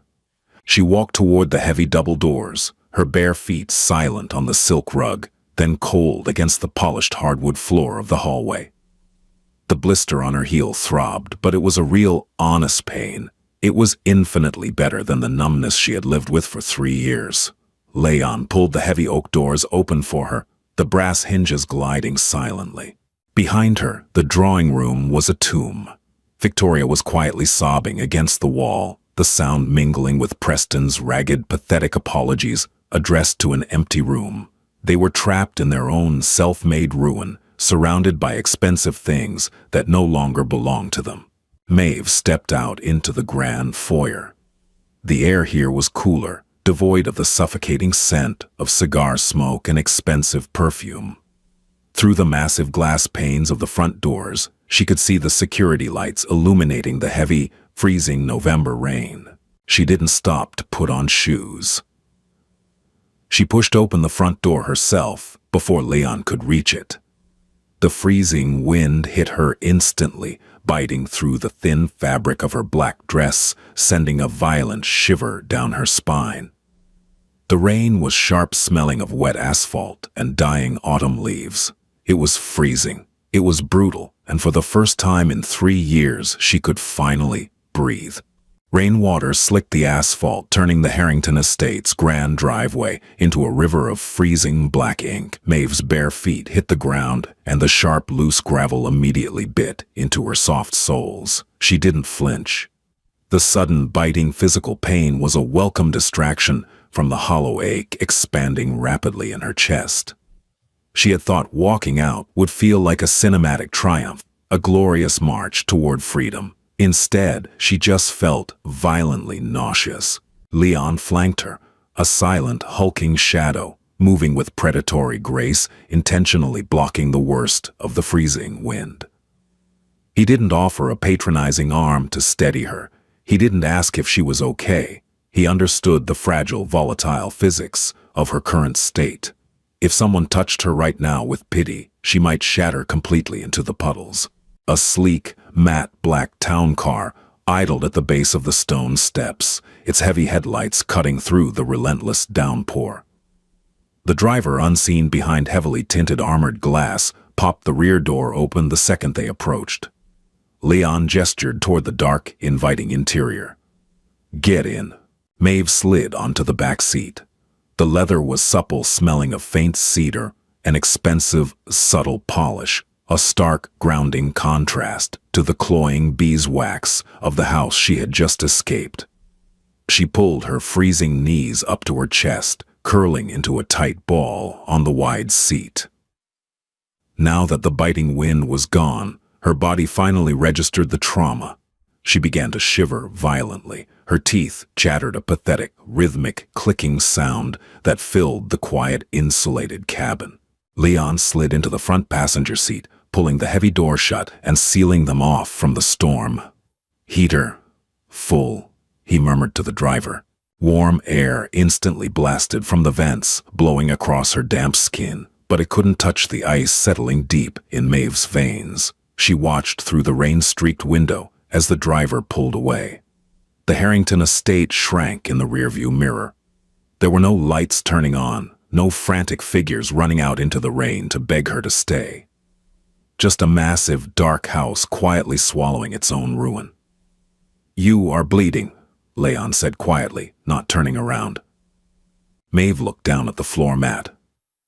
A thin trail of blood was mixing with the rainwater, dripping from her calves, stemming from a nasty cut on her right heel where the gravel had sliced deep. It throbbed in time with her erratic pulse. "It's fine," Maeve whispered, wrapping her arms tighter around her legs. Her voice sounded thin, scraped, raw. "It doesn't hurt." Physical trauma rarely registers immediately when the nervous system is overloaded, Leon replied calmly. He twisted in his seat, dropping a thick, charcoal gray cashmere blanket over her shivering shoulders. It was heavy grounding. "The psychological crash will hit in approximately 20 minutes. I suggest you drink this." He reached back, handing her a flat silver flask. Maeve unscrewed the cap with numb, clumsy fingers. The sharp, medicinal smell of high-proof whiskey hit her nose. She took a swallow. The liquid burned a hot, jagged path down her throat, settling in her empty stomach like a bed of smoldering coals. She coughed, gasping for air, the heat forcing tears to her eyes, but the violent shaking in her shoulders finally began to subside. "Why didn't you stop me?" Maeve asked, leaning her heavy head against the cool, vibrating glass of the window. 3 years, Leon. You watched me scrub their floors. You watched Victoria parade me around like a tragic rescue dog at her country club. Dad could have ended it on day 1. Why let it go on for so long?" Leon stared straight ahead at the rhythmic, hypnotic sweep of the windshield wipers. His profile was carved from granite in the passing streetlights. "Lord Arthur gave you a choice. You demanded to prove you could survive outside the family's ecosystem. You chose a man who offered a mirage of simplicity. If we had pulled you out by force, you would have spent the rest of your life wondering if you gave up too soon. You had to see the rot for yourself." Maeve closed her eyes. The truth of his words tasted bitter like ash on the back of her tongue. She hadn't stayed for love. She knew that now. She had stayed out of stubbornness, a desperate, childish need to prove her father wrong. She had wanted Preston to be a good man so badly that she had deliberately ignored every glaring red flag, every casually cruel remark, every subtle manipulation of her finances. She hadn't been a victim. She had been a willing participant in her own degradation. "I was an idiot," she breathed the words, fogging the dark glass. "You were hopeful," Leon corrected, his voice devoid of pity, stating it as a mere clinical fact. "It is a common, often fatal flaw, but it is curable. Tonight was the cure." Traffic through central London was non-existent at this brutal hour, allowing the town car to glide silently toward Mayfair. Maeve remained curled under the cashmere blanket, watching the blurred orange streetlights smear across the wet glass. The adrenaline had fully drained from her system, now leaving behind a leaden, marrow-deep exhaustion that pulled at her muscles and made her eyelids unbearably heavy. The car turned onto a private cobblestone mews, pulling to a halt before a massive wrought-iron gate. It opened silently, sensing their approach, and they rolled into the courtyard of the Pendleton residence. It wasn't flashy. There were no ostentatious marble columns or blinding floodlights designed to impress the neighbors.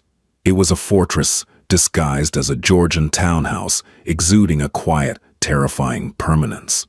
Leon opened her door before the car had completely settled. The rain had slowed to a miserable, freezing drizzle that coated the courtyard in a thin sheen of ice. "Can you walk?" he asked, looking down at her bleeding foot. "I'm not an invalid," Maeve muttered, throwing off the blanket. She swung her legs out, biting the inside of her cheek as her cut heel touched the damp, freezing cobblestone. She forced herself to stand straight, pulling the ruin-soaked polyester of her black dress away from her skin. It felt like shedding a dead skin. The front door opened before she even reached the top of the stone steps. A man in a dark suit bowed his head respectfully, holding the heavy oak door wide. He didn't stare at her bare, muddy feet. He didn't whisper about her ruined hair or the smeared cheap foundation tracking under her eyes. In the Harrington house, her appearance would have triggered an evening-long crisis and a lecture on optics. Here she was a Pendleton. The staff would set themselves on fire before showing a flicker of judgment. She stepped into the grand foyer. It smelled of aged paper beeswax and cold stone. It smelled like absolute isolation. "He's in the library," Leon said, stepping in behind her and shedding his wet suit jacket, handing it to a waiting servant. He waited up. Maeve didn't reply. She limped across the checkerboard marble floor, the cold stone biting into her soles, and pushed open the heavy brass-studded doors of the library. The room was cavernous, lined floor to ceiling with thousands of leather-bound books that absorbed the sound of her entrance. A massive fire popped and hissed in the stone hearth, casting long, dancing shadows against the dark wood paneling. Sitting in a leather wingback chair, nursing a crystal glass of amber liquid, was Arthur Pendleton. He didn't look like a billionaire tyrant. He wore a simple, charcoal knit sweater and dark trousers. His silver hair was neatly combed, his face lined with decades of ruthless, world-altering decisions. He looked up from the fire as Maeve entered, his pale eyes, so terrifyingly similar to her own, scanning her from head to toe, assessing the damage. He didn't rush to hug her. He didn't gasp in horror at her bleeding foot or her soaked, trembling frame. "You look terrible," Arthur stated, his voice a low, gravelly rumble that vibrated in the quiet room. "I feel terrible," Maeve replied, stopping a few feet away from his chair. She wrapped her arms around herself, suddenly painfully aware of how small she felt in this massive, echoing space. Arthur gestured with a flick of his wrist to the empty chair opposite him. "Sit before you fall over and bleed on the antique Persian. That one is actually real." She sank into the heavy leather chair. It was incredibly deep and smelled of old cigar smoke and power.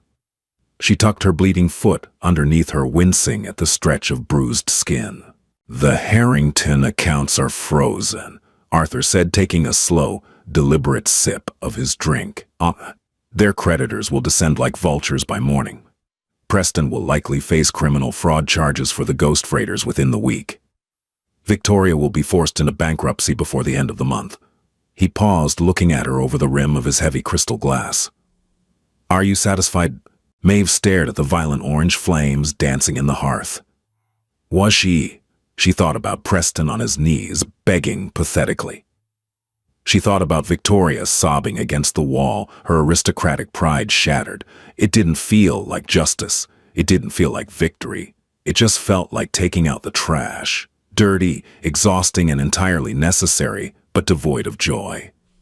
"No," Maeve said quietly, keeping her eyes on the fire. "I'm just tired." Arthur nodded slowly, a microscopic softening in his harsh, angular features.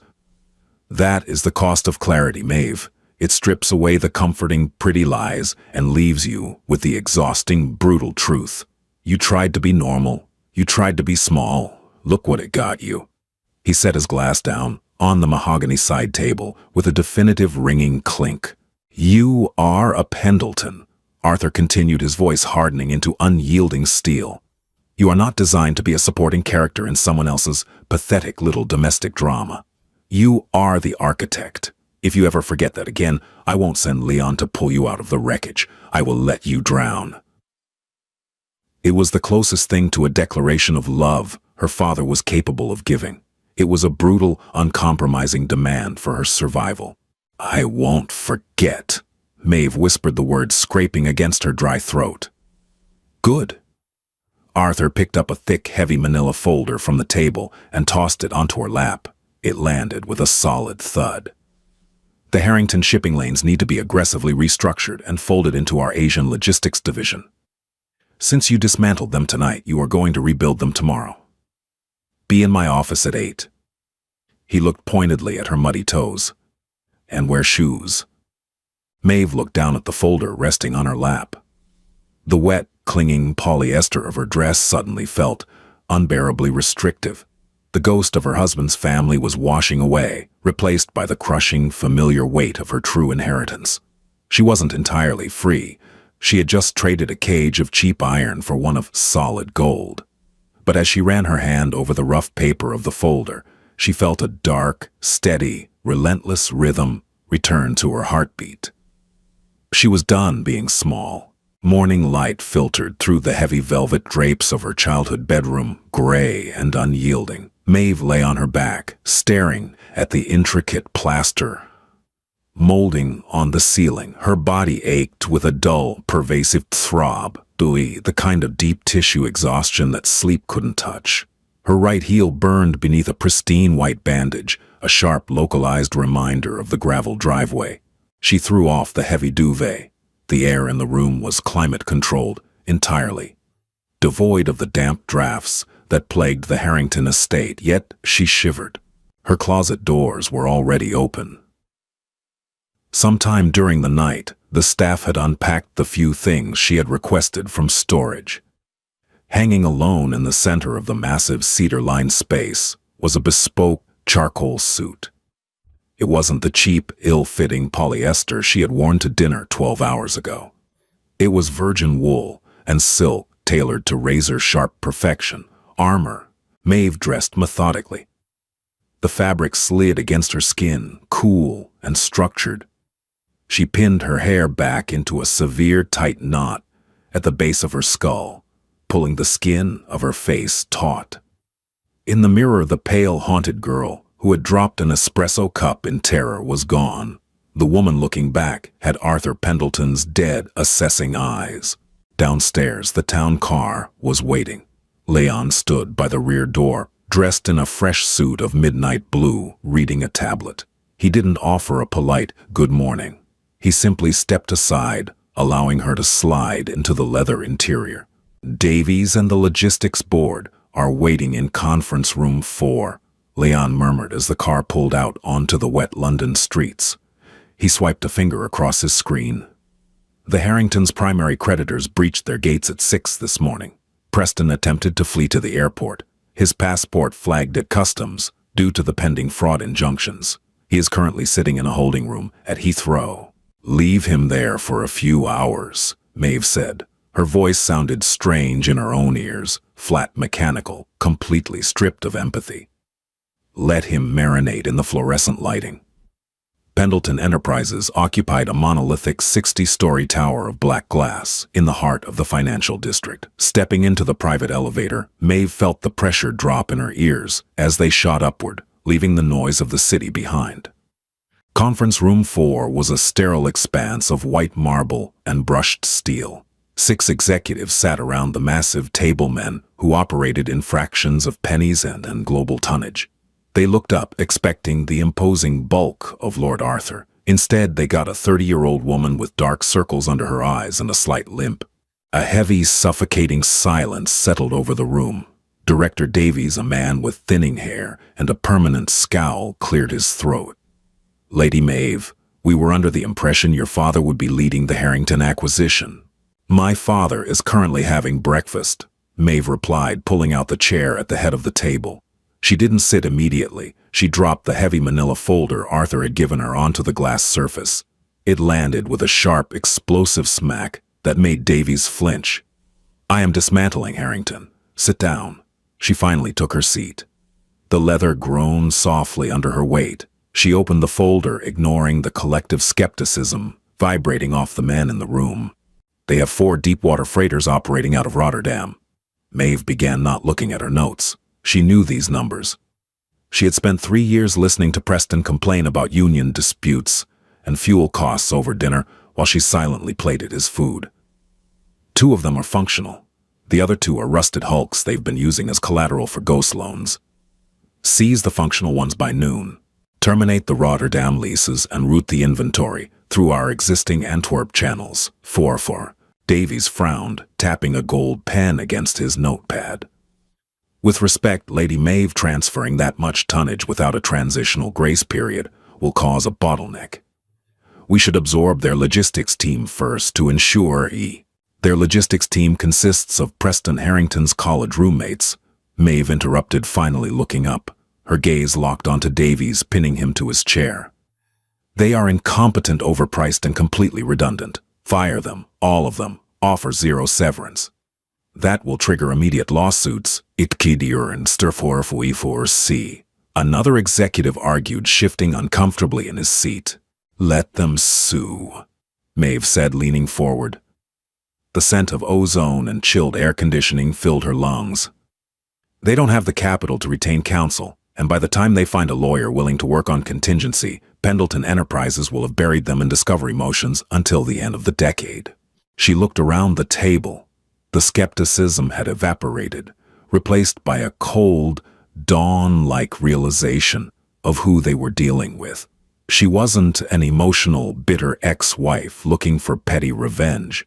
She was a surgeon cutting a diseased organ out of the market with a rusted scalpel. For the next 4 hours, Maeve systematically erased the Harrington legacy. She sold off their real estate holdings to foreign developers, liquidated their offshore accounts to cover the margin calls, and dissolved the family trusts. It was a bloodless massacre conducted entirely through spreadsheets and secure phone lines. And the terrifying part was how easy it felt. The nausea from the previous night was gone, replaced by a cold, buzzing efficiency. Wait, she was good at this. She was built for this.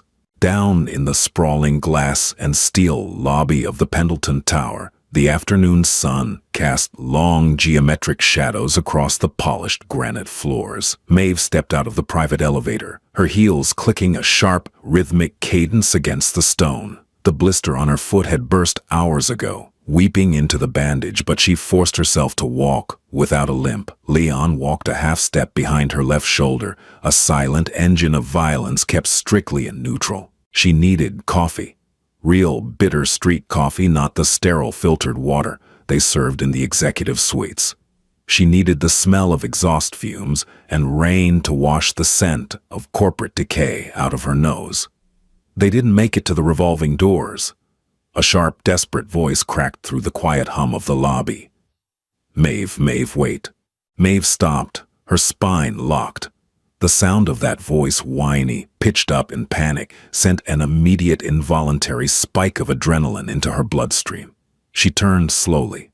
Preston was fighting against the grip of 2 massive Pendleton security guards near the reception desk. He looked entirely broken. His designer suit was wrinkled and stained with sweat. His hair, usually styled with immaculate precision, hung in greasy clumps over his forehead. He smelled faintly of stale airplane cabin air, panic, and cheap airport liquor. Let him go, Maeve said. Her voice didn't echo. It was a flat, dull command that barely carried over the space, but the guards immediately dropped their hands, stepping back. Preston stumbled forward, nearly tripping over his own feet. He stopped 3 feet away from her, hitting the invisible wall of Leon's terrifying presence. Leon hadn't moved a muscle, but his pale eyes were locked onto Preston's throat, a silent promise of immediate trauma if the man took 1 step closer. Maeve, Preston gasped, chest heaving. His eyes were wide, bloodshot, scanning her face for any trace of the meek, apologetic woman he used to command. He found nothing. They took my passport. They locked me in a room at the airport for 6 hours. My mother's house is surrounded by bank auditors. You have to stop this. I don't have to do anything, Preston, Maeve replied. She didn't cross her arms or shift her weight. She stood perfectly still, letting the silence of the massive lobby press down on him. "We're married," he shouted, a hysterical edge bleeding into his tone. A few passing corporate drones paused to look, but immediately averted their eyes when they saw Leon. You can't just ruin my family because of a stupid argument over a brooch." The sheer audacity of his delusion made a dry, humorless laugh scrape against the back of Maeve's throat. He still didn't get it. He still thought this was a domestic squabble. "This isn't about a brooch," Maeve said, her voice dropping to a low, icy murmur. "This is about 3 years of suffocation. This is about you watching your mother humiliate me and pouring yourself a drink while she did it. You wanted a wife who was small and powerless because you are entirely hollow inside." "I'll change," Preston pleaded, tears finally spilling over his lower lids, trekking through the grime on his cheeks. He fell to his knees. Right there in the middle of the Pendleton lobby, the heir to the Harrington fortune collapsed onto the granite. "I swear to God, Maeve, I'll cut my mother off. I'll do whatever you want. Just give me back my company. Please, I have nothing." Maeve looked down at him. She searched her chest for a flicker of pity, a spark of lingering affection, or even the hot, satisfying burn of hatred. There was nothing. The well was completely dry. He was just a pathetic man in a dirty suit kneeling on her floor. "You never had a company, Preston," Maeve said softly. "You had debt, a declining brand, and a profound lack of business acumen. I just accelerated the math." "You're a monster," Preston whispered, his voice cracking as the realization finally settled into his bones. The begging stopped, replaced by a hollow, defeated venom. "You're just like your father, cold, dead, perhaps," Maeve agreed, feeling the absolute truth of his words settle over her shoulders like a heavy protective mantle. "But I am a monster with a very efficient logistics division." She turned away from him, facing the glass doors and the bustling London street beyond. "Leon," she said, not looking back. "Yes, my lady." "Have Mr. Harrington removed from the building," Maeve ordered, stepping forward. "If he attempts to contact me or step onto Pendleton property again, break his legs."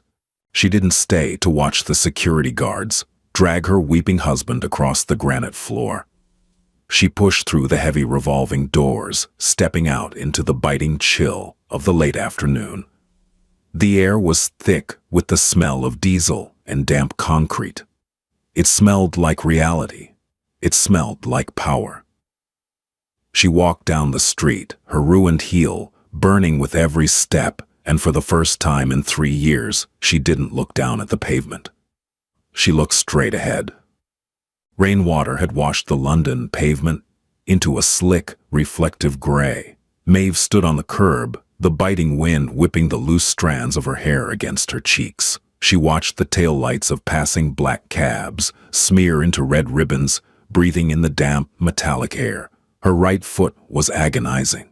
The blister had given way to raw, exposed flesh, rubbing against the stiff leather of her new designer pumps.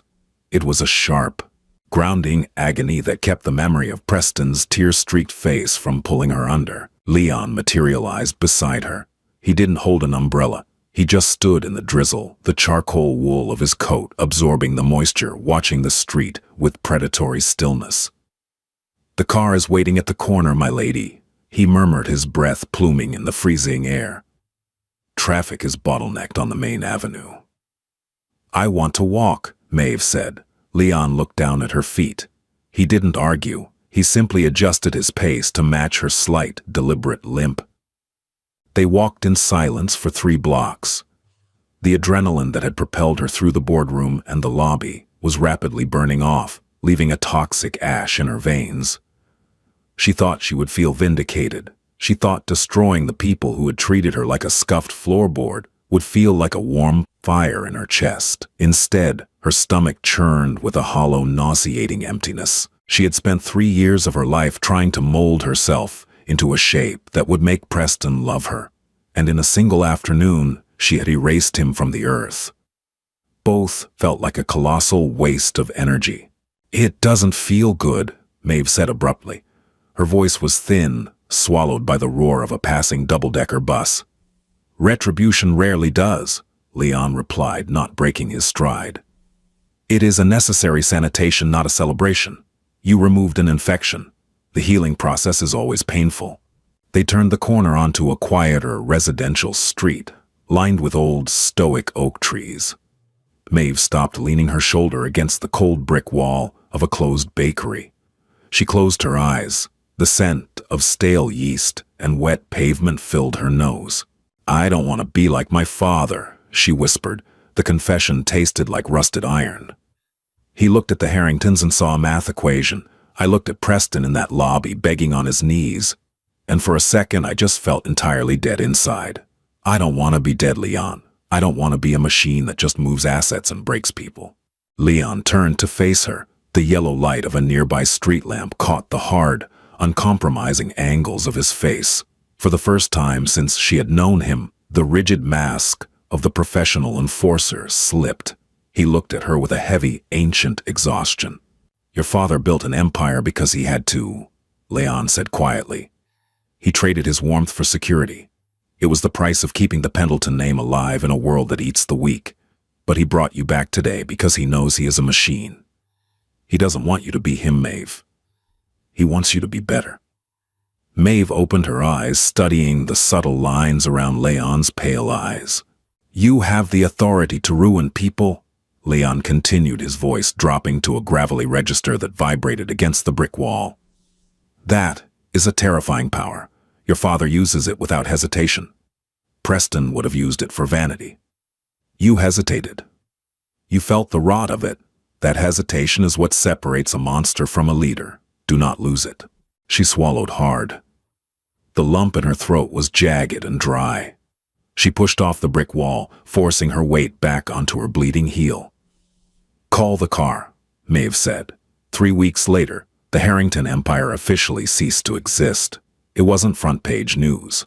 It was a dry 3-paragraph brief in the Financial Times. Preston and Victoria had quietly vacated the estate, their assets seized, to cover the final mountain of hidden debt. Maeve didn't ask where they went. She didn't care. She sat in her new office on the 58th floor of the Pendleton Tower. The air smelled of sharp ozone from the air purifiers and the faint, bitter aroma of the black coffee resting on her expansive oak desk. She wore a tailored suit of deep bruised plum, a color Victoria had once told her was too aggressive for her complexion. A stack of contracts sat before her, detailing the final absorption of the Rotterdam shipping lanes. She held a heavy gold-plated fountain pen, the nib hovering over the signature line. She was tired. The nightmares of the Harrington dining room still woke her up in cold sweats, the phantom scent of roasted venison and beeswax clinging to her sheets. The damage they had done to her self-worth wouldn't be erased by a new wardrobe or a billion-dollar portfolio. The cracks were still there, glued back together with gold, but visibly fractured. There was a soft knock at the door. "Come in," Maeve called out. Her new assistant, a sharp-eyed young woman in sensible flats, stepped into the room, holding a thick dossier. She looked nervous, her hands gripping the edges of the file tightly. "The legal team needs a decision on the severance packages for the lower-level Harrington warehouse staff, Lady Maeve," the assistant said, her voice wavering slightly.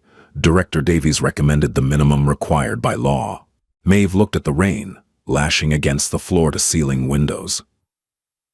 She thought of Victoria's casual cruelty, Preston's cowardly silence, and the cold, unyielding math of her father's world. Then she thought of Leon, standing in the freezing rain, telling her not to lose her hesitation. "Ignore Davies," Maeve said smoothly, capping her pen. "Double the industry standard for their severance. Keep their healthcare active for 6 months and have HR forward their resumes to our domestic logistics partners with my personal recommendation." The assistant blinked, surprised by the sudden flash of warmth in a building known for its ice. "Yes, ma'am, right away." As the door clicked shut, Maeve turned her chair toward the massive windows. The sprawling gray expanse of London stretched out below her, a labyrinth of concrete and glass. She rested her chin on her hand, feeling the subtle, rhythmic throbbing of the healing scar on her heel. She wasn't whole. She wasn't fixed. She was a deeply flawed, scarred woman, sitting on a throne she was still learning how to earn. But as she watched the storm break over the Thames, letting the pale afternoon light bleed through the heavy clouds, she finally felt something stir beneath the cold armor of the Pendleton name. It felt like a pulse. And there you have it, the complete journey of Maeve Pendleton. From a quiet, broken girl scrubbing floors to a woman commanding an empire, she proved that true power isn't about being loud. It's about knowing exactly when to strike. If this story of brutal revenge, self-discovery, and quiet strength kept you hooked, hit that like button to let me know. Don't forget to share this video with fellow drama lovers and subscribe to the channel for more deeply human, thrilling storytelling. What did you think of Maeve's final choice? Let me know in the comments below. See you next time. He was a titan of Wall Street, a man who could make or break fortunes with a single word. She was his pregnant wife, the perfect, beautiful accessory to his multi-million-dollar life. But in the glittering heart of New York high society, surrounded by their so-called friends, Ryan Cole decided to offer a different kind of toast. One that wouldn't celebrate their coming child, but would instead douse his wife Ava in shame. He thought his public mockery was the final word, a cruel display of his power. He had no idea it was just the opening salvo in a war she was already prepared to win. The air in the penthouse was worth more than most people's homes. It was a carefully filtered, climate-controlled atmosphere, smelling faintly of white roses and old money.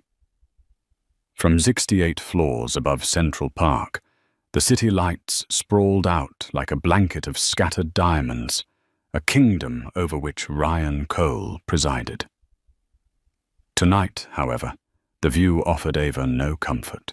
It felt less like a kingdom and more like an exquisitely furnished prison. Ava Cole ran a hand over the gentle, firm swell of her stomach.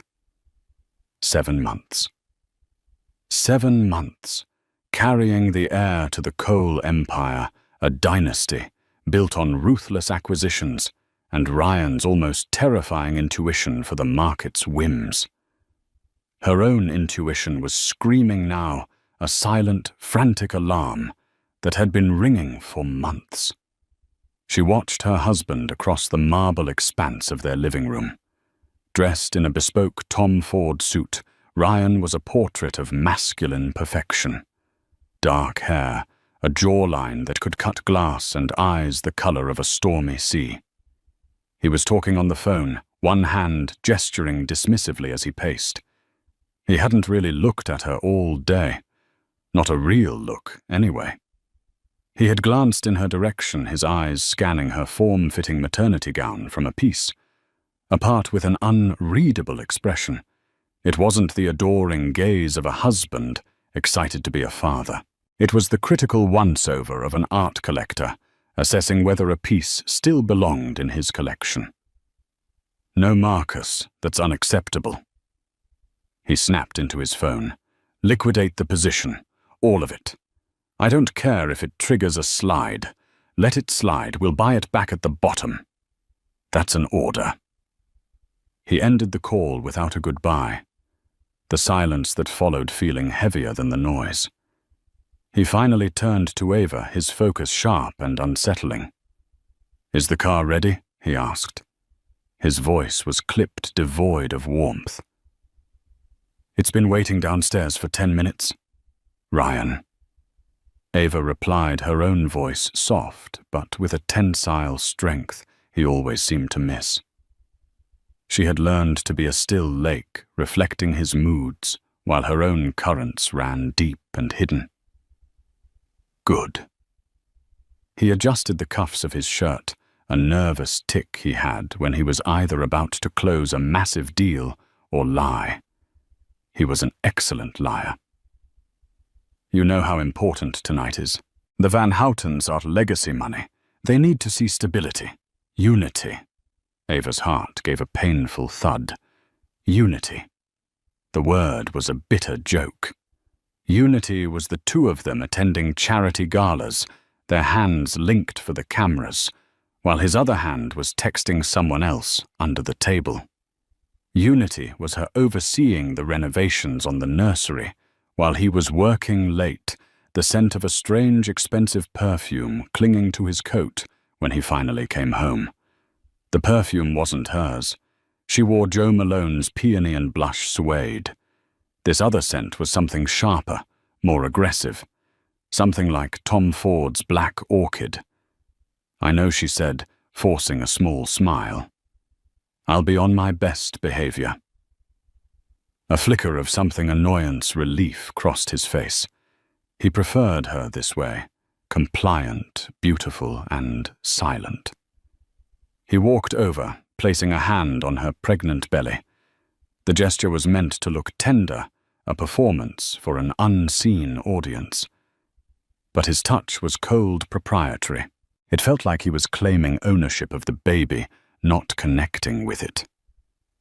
"This is what they want to see," he murmured, his gaze distant already at the restaurant, already charming investors. The happy family. The continuation of the line. Ava didn't flinch. She had spent the last 5 years of their marriage mastering the art of stillness. She'd grown up in a comfortable upper-middle-class family in Connecticut, her father a respected architect, her mother a history professor. Her world was one of loving stability and intellectual curiosity. Marrying Ryan had been like being catapulted into another dimension, a world of dazzling wealth, private jets, and treacherous social currents.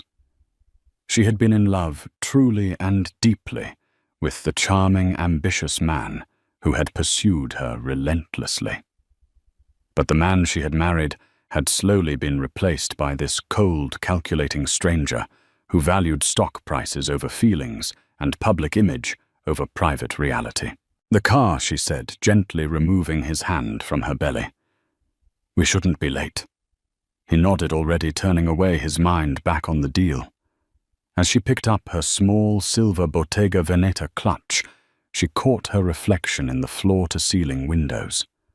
A woman in a beautiful gown, a precious life growing inside her, standing in a palace of glass and steel, looking utterly, desperately alone. But her eyes held a secret. It wasn't despair in their depths. It was determination. Ryan thought he was the master of this universe, the one who gave the orders. He believed she was just another beautiful asset. He had no idea that this asset was about to mature and the returns would be devastating. The restaurant Ethelgard was the kind of place that didn't have a sign. If you didn't know where it was, you weren't supposed to be there. The interior was a symphony of hushed tones, dark wood, and pools of golden light that made everyone look like they were in a Rembrandt painting. The air hummed with the low murmur of powerful people making powerful deals. Their table was the best in the house, a secluded circular booth overlooking the restaurant's private garden. They were joined by Richard and Amelia Van Houten, an older couple with money so old it was practically fossilized, and a younger woman whom Ryan introduced with a little too much casualness. "And this is Isabella Thorne," he said, his hand hovering near the small of her back for a fraction of a second too long. "Isabella is a brilliant art consultant who's about to open her own gallery in Chelsea. She's been advising me on some new acquisitions." Isabella was stunning in a severe, angular way that was the polar opposite of Ava's softer beauty. She wore a black, backless dress that clung to her slender frame. Her dark hair was pulled into a sleek, tight ponytail, and her red lipstick was a slash of defiance. She smiled, but it didn't reach her cold, assessing eyes. And on the air around her, faint but unmistakable, was the sharp, spicy scent of black orchid. Ava's blood ran cold, but her expression remained serene. She extended a hand. "A pleasure to meet you, Isabella. Your gallery sounds exciting." "Ava, darling." Isabella said, her voice smooth as silk, but with an undertone of condescension. She barely touched Ava's fingers. "Ryan has told me so much about you." Her eyes flickered down to Ava's belly, and a tiny knowing smirk played on her lips. The dinner began a carefully choreographed dance of conversation. Richard Van Houten pontificated about the Fed's interest rate policy, while his wife Amelia discussed her latest charity auction. Ryan was in his element, charming, witty, and razor-sharp. He refilled Amelia's wine glass, complimented Richard on a recent business victory, and expertly steered the conversation towards the synergies between their family offices. Ava played her part. She smiled, nodded, and asked polite questions about the Van Houten's grandchildren. But she was acutely aware of the drama unfolding across the table.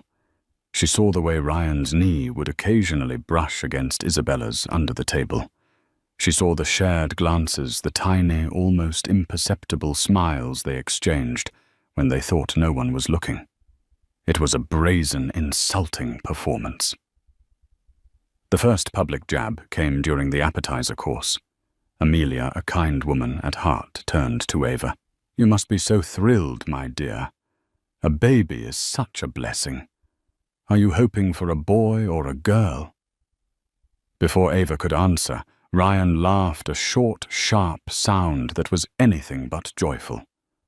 "Oh, we're just hoping it inherits its father's brains. God knows it's a genetic lottery." A brief, awkward silence fell over the table. Richard cleared his throat. Amelia's smile faltered. Ava felt the heat rise in her cheeks, but she kept her composure. "Well, I was a double major in economics and art history at Columbia," she said lightly, her voice steady. "So I think our child has a decent chance either way." Isabella let out a small, tinkling laugh. "Art history. How sweet. It's so wonderful to have a hobby, isn't it?" The insult was clear. "You're a dilettante. I'm the professional." Ava looked directly at Isabella, a calm, cool gaze that seemed to surprise the other woman. "It's more than a hobby. Understanding the history of an asset class is crucial to understanding its value." "I'm sure you'd agree." Isabella's smile tightened.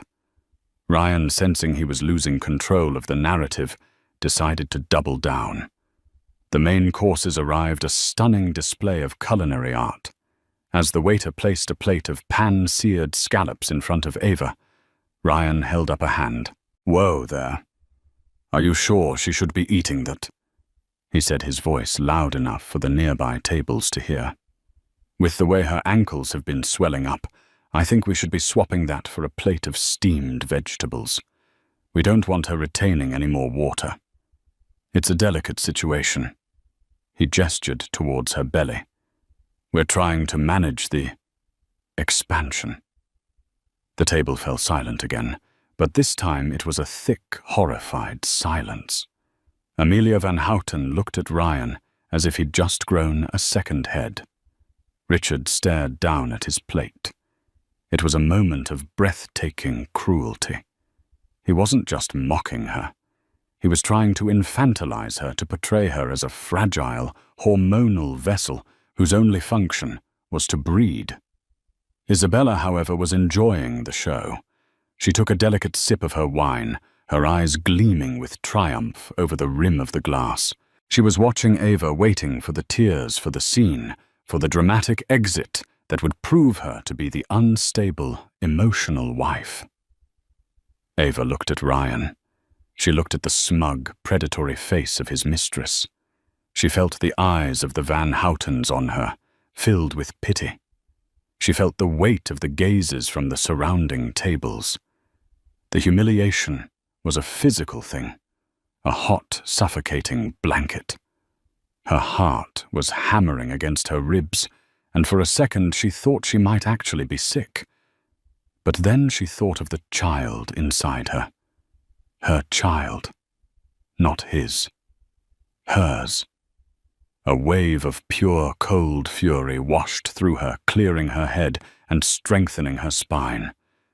She would not cry. She would not give them the satisfaction. She placed her napkin deliberately on the table. She pushed her chair back, the movement slow and graceful. She stood up, a queen rising from a council of fools. She looked directly at Ryan, her voice not a whisper, but a clear, calm statement that cut through the restaurant's murmur. "You're right, Ryan," she said, her tone even. "It is a delicate situation. More delicate than you can possibly imagine." She then turned her gaze to Isabella, holding it for a long, chilling moment. She didn't say a word. She didn't have to. The look on her face was a promise. Finally, she addressed the stunned Van Houtens. "Amelia, Richard, it was a pleasure to see you both. I hope you have a lovely evening." Without another glance at her husband, Ava Cole turned and walked out of the restaurant. Her steps were unhurried, her back was ramrod straight. She didn't look like a woman fleeing in shame. She looked like a woman on her way to war. The diners she passed parted for her as if by instinct. In the hushed, opulent dining room of Ethelgard, every single person knew they had just witnessed not an ending, but a beginning, and it was not going to be pretty. The taxi ride back to the penthouse was a blur of streaking lights and muffled city sounds. Ava didn't cry. The time for tears had passed months ago, late one Tuesday night, when she had finally found what she was looking for. She had long suspected Ryan's infidelity. It was in the clichés, the late nights, the sudden, secretive business trips the phone that was always angled away from her. But it was his arrogance that had been his undoing. He believed she was intellectually beneath him, a beautiful ornament he'd acquired incapable of understanding the complex world he inhabited. He'd made her a signatory on the Cole family trust, a gesture he thought demonstrated his faith in her, but which he saw as a mere formality. He assumed she never looked at the statements. He was wrong. Her father, the architect, had taught her that the devil is always in the details in the blueprints. Her mother, the history professor, had taught her that history is a series of patterns, and her own education in economics had taught her how to read a balance sheet. The affair wasn't revealed by a lipstick stain, but by a wire transfer. $350,000 moved from the trust's auxiliary account to a newly formed LLC, an LLC named Thorn Galleries. It was a sloppy, arrogant mistake. He hadn't even bothered to hide it, well confident his wife wouldn't know where to look or what she was seeing. That night, sitting in the cold silence of their home office, the city lights indifferent to her discovery, Ava had wept. She cried for the man she had loved, for the marriage she had believed in, for the future that had just been stolen from her. The grief was a physical blow, leaving her breathless. But as the sun began to rise, casting long shadows across the expensive carpets, the grief began to curdle into something else, something harder, colder, and infinitely more powerful resolve. She wasn't just a wife. She was about to be a mother.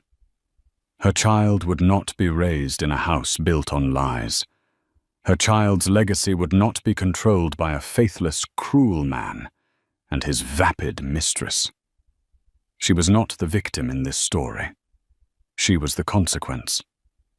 The first call she made was not to a divorce lawyer. It was to Cassandra Cassie Reyes, her best friend from Columbia. They had been inseparable in college, 2 scholarships, kids navigating a world of privilege. While Ava had pursued art and married into that world, Cassie had gone to Yale Law and had become one of the most feared forensic accountants and commercial litigators in New York. She was a shark who smiled like a dolphin, and she had a particular distaste for arrogant men who underestimated smart women. Ava Cassie's voice had been warm, but instantly sharpened when she heard Ava's tone. "What's wrong?" Ava told her everything. She didn't cry this time. She laid out the facts, the dates, the wire transfers, the suspicions with the cool precision of a CEO briefing her board. There was a long pause on the other end of the line. Then Cassie said, "Okay. The first thing you do is nothing. You say nothing. You act normal. You are the perfect, loving, slightly naive wife. Let him get comfortable. Let him get arrogant. Let him keep making mistakes. In the meantime, I'm going to start digging. We're not just going to divorce him, Ava. We are going to dismantle him." For the next 4 months, Ava lived a double life. By day, she was the placid, pregnant Mrs. Cole, selecting swatches for the nursery, attending prenatal yoga, and smiling serenely at Ryan's society functions. But by night, after he was asleep, she was Cassie's lead operative. She scanned documents, forwarded suspicious emails from their shared accounts, and meticulously noted every expensive gift, every business trip, every financial inconsistency. She created a shadow ledger, a detailed accounting of Ryan's deceptions. Cassie, in turn, was building a fortress. She'd discovered that the Thorn Galleries LLC was just the beginning. Ryan had been systematically siphoning marital assets for years, hiding them in a web of offshore accounts and shell corporations, all in violation of the prenuptial agreement he himself had forced Ava to sign. The prenup was ironclad in its definition of marital property. Property he was now illegally diverting. He was trying to build a separate empire for himself and his mistress, funded by the wealth he and Ava had accumulated together. The dinner at Ethelgard wasn't the catalyst. It was the curtain rising on a play that Ava and Cassie had been scripting for months. The public humiliation wasn't a defeat. It was a gift. It established Ryan's character for all to see. It made him the villain in a narrative they were about to control. No one could now accuse Ava of being a bitter, greedy wife. She was the wronged woman, the pregnant mother-to-be publicly shamed by her powerful husband. The sympathy of their entire social and business world would now be hers. As Ava stepped out of the taxi and into the private elevator that opened directly into their penthouse, her phone vibrated. It was a text from Cassie. "Showtime."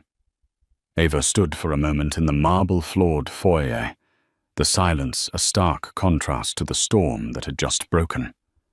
She took a deep breath, the filtered air no longer feeling oppressive, but charged with potential. She looked at the city lights, no longer a cage, but a battlefield she was ready to command. She typed her reply, her fingers steady. Showtime. The next morning, Chelsea's art district was bathed in the crisp, bright light of a perfect autumn day. Isabella Thorne was holding court in her eponymous gallery. Gallery Thorne was a monument to her ambition. All polished concrete floors, soaring white walls and track lighting that made the avant-garde sculptures and massive abstract canvases look like sacred relics. The gallery had been open for 2 weeks, and it was the talk of the town funded. It was whispered by a mysterious and very wealthy patron. Isabella felt a thrill of victory. Last night had been perfect. Ava's pathetic, dignified exit had sealed it. Ryan had called her the moment he'd gotten into his own car, fuming about Ava's melodramatic stunt. But his anger had been underscored with something else, a frantic energy that Isabella recognized as the prelude to a break. He was finally seeing Ava as the liability she was, and Isabella as the partner he needed. He was coming over to her apartment later. The war was over, and she had won. She was discussing the placement of a particularly jarring metal sculpture with her gallery director, when the front door chimed. A man in a nondescript suit, carrying a plain leather briefcase, walked in. He didn't look like a collector. He looked like a functionary, a cog in a machine. "Can I help you?" the gallery director asked, her voice oozing practiced snobbery. The man ignored her and walked directly toward Isabella. "Isabella Thorne?" he asked, his voice flat and impersonal. "I am," she said, tilting her head, an eyebrow raised. She assumed he was a vendor, or perhaps an artist hoping to have his work shown. The man opened his briefcase and pulled out a thick stack of documents. "You've been served," he said. His voice loud enough for the handful of wealthy patrons browse the art to hear. He thrust the documents into her hands. Isabella stared at him, then at the papers. Her mind, still savoring the triumph of the night before, struggled to catch up. "Served. What is this?" "I think you have the wrong person."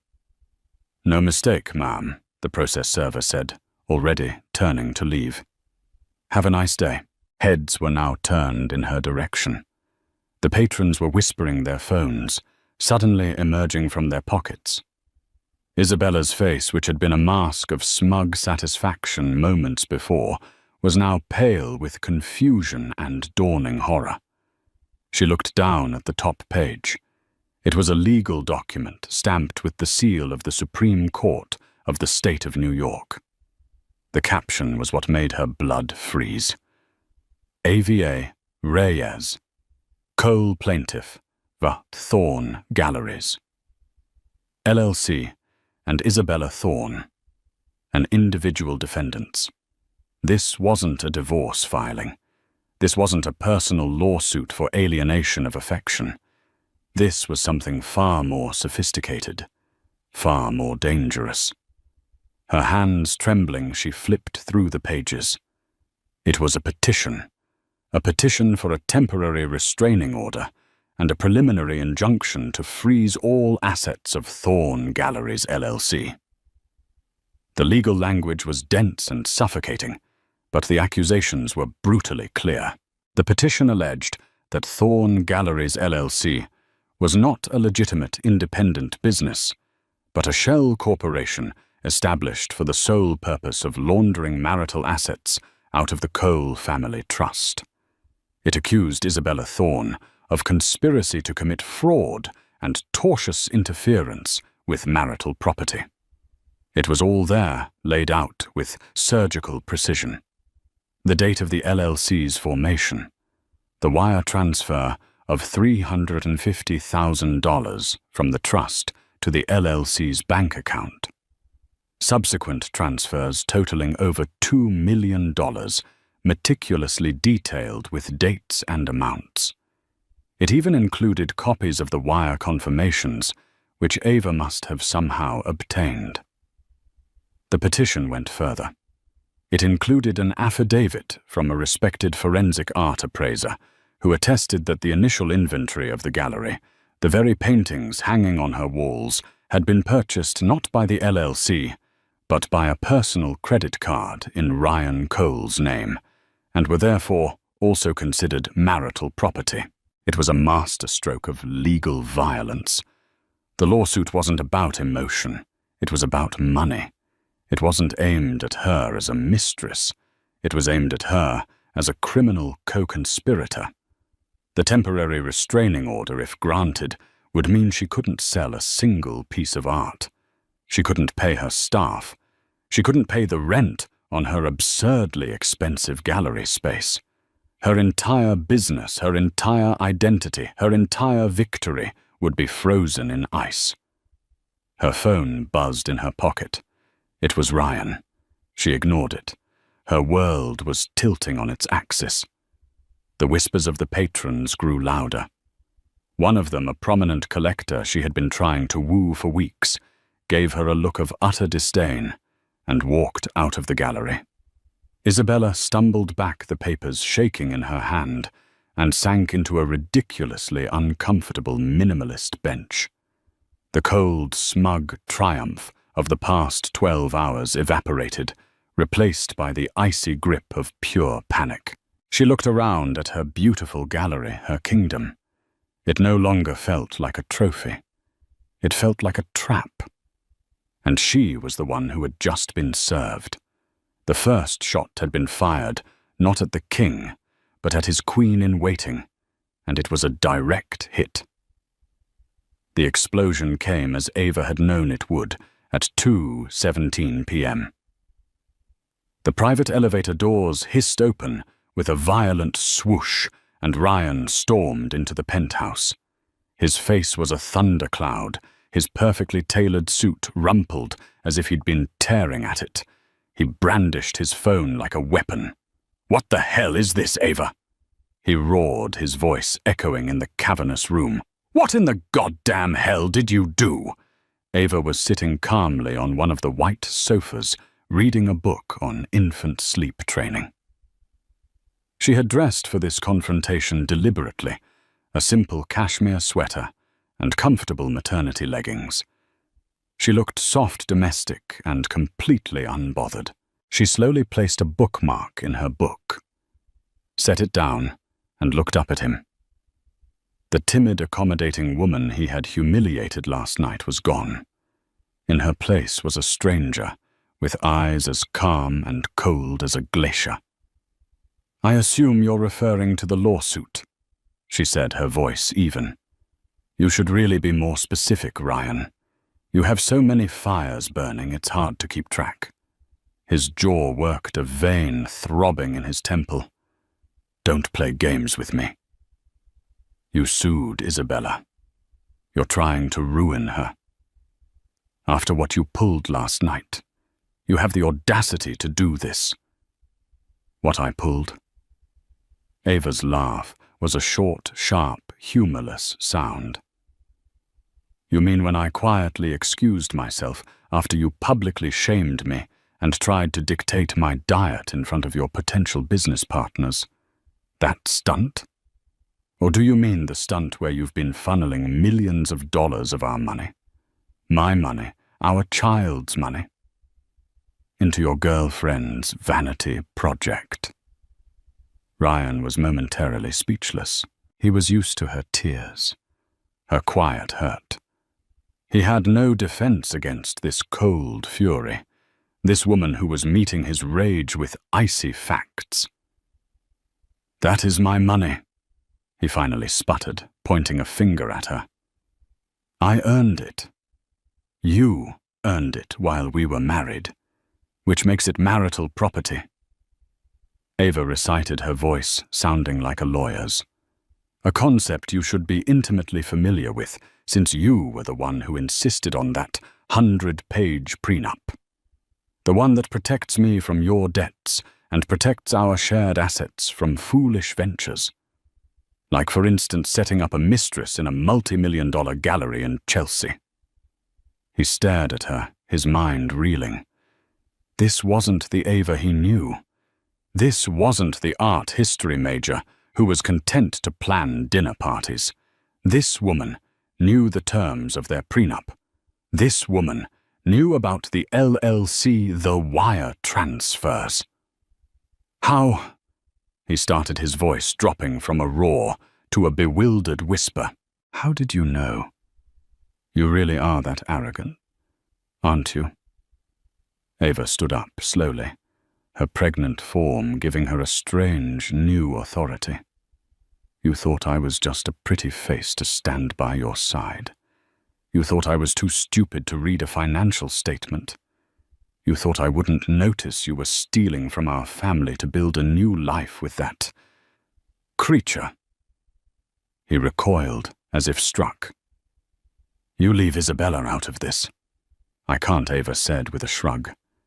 "She's a co-conspirator in your fraud." "That's what this is, Ryan. Fraud. A deliberate, calculated attempt to defraud me of my legal share of the marital estate. And I imagine the IRS and the SEC might be very interested to learn about the web of offshore accounts you used to move the money around. It's amazing what you can find when you know where to look. That was the kill shot. The mention of the SEC. Ryan's entire empire, Coal Capital, was built on a carefully constructed image of legitimacy and untouchable success. An SEC investigation, even a hint of one, could shatter client confidence and trigger a catastrophic collapse. The affair was a scandal. Financial fraud was a death sentence. The rage drained from his face, replaced by a pasty, sickly white. The power dynamic in the room had not just shifted, it had inverted. He was no longer the master of the universe, berating his foolish wife.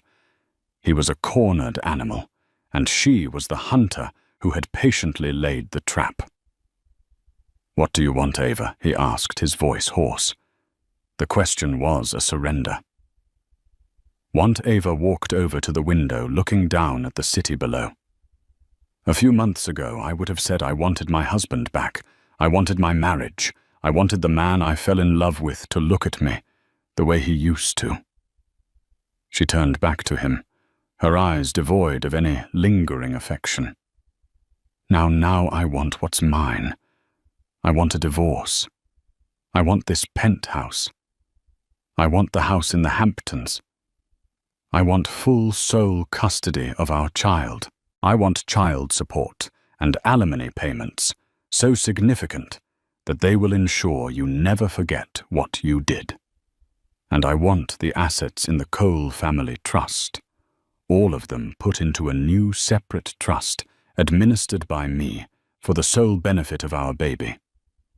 She let the demands hang in the air, each one a hammer blow against his crumbling ego. And as for Isabella, Ava continued, her voice dropping to a near whisper, "I want her ruined. I want her gallery dismantled. I want her name to be a punchline in every society column. I want her to understand what happens when you try to build your future on the ruins of another woman's family." Ryan sank onto the sofa. Ava had just vacated his head in his hands. He was a man who solved problems with money and power, but for the first time in his life, he was facing a problem that his money and power had created, and which now threatened to consume him entirely. "You can't do this," he mumbled, defeated.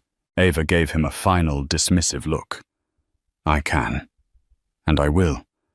You should call your lawyer, Ryan. You're going to need him." "My lawyer," she added with a thin, sharp smile, "is already on the clock." She turned and walked towards the master bedroom suite, leaving him alone in the vast, silent living room. The king had been checkmated in his own castle. The fallout had just begun, and it was clear that Ava Cole was prepared to burn his entire kingdom to the ground to protect her own. In the rarefied world of Manhattan's elite scandal, travels faster than light. The news of the lawsuit against Gallery Thorne wasn't just a piece of gossip. It was a bombshell that detonated in the pages of the New York Post's Page 6 and was dissected in gleeful detail by society bloggers. The story was irresistible, the pregnant, scorned wife of a Wall Street titan taking spectacular surgical revenge on his mistress. And Ava, guided by Cassie's shrewd advice, played her part to perfection. She was photographed leaving her obstetrician's office on Park Avenue, looking pale but resolute, a protective hand on her belly. She gave no comment, which was more powerful than any statement. Her silence allowed the world to project its own narrative onto her.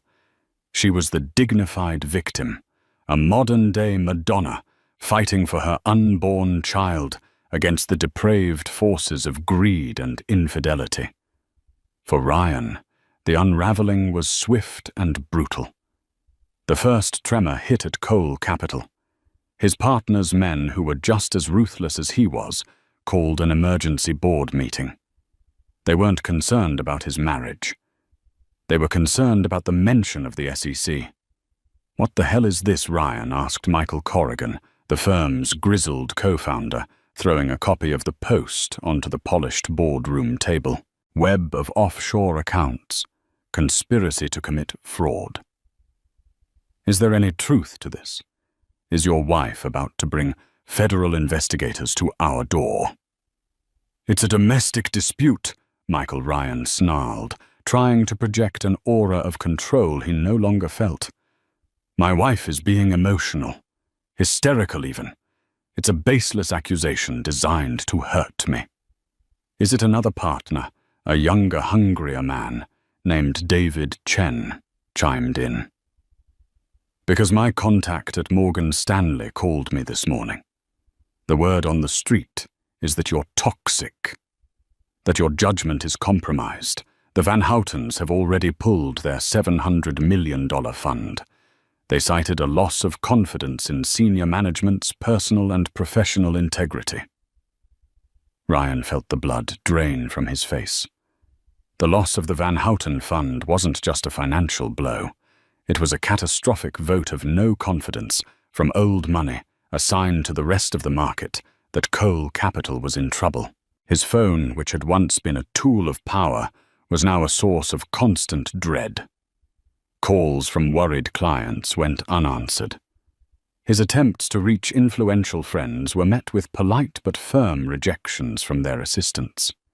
He was being socially and professionally quarantined.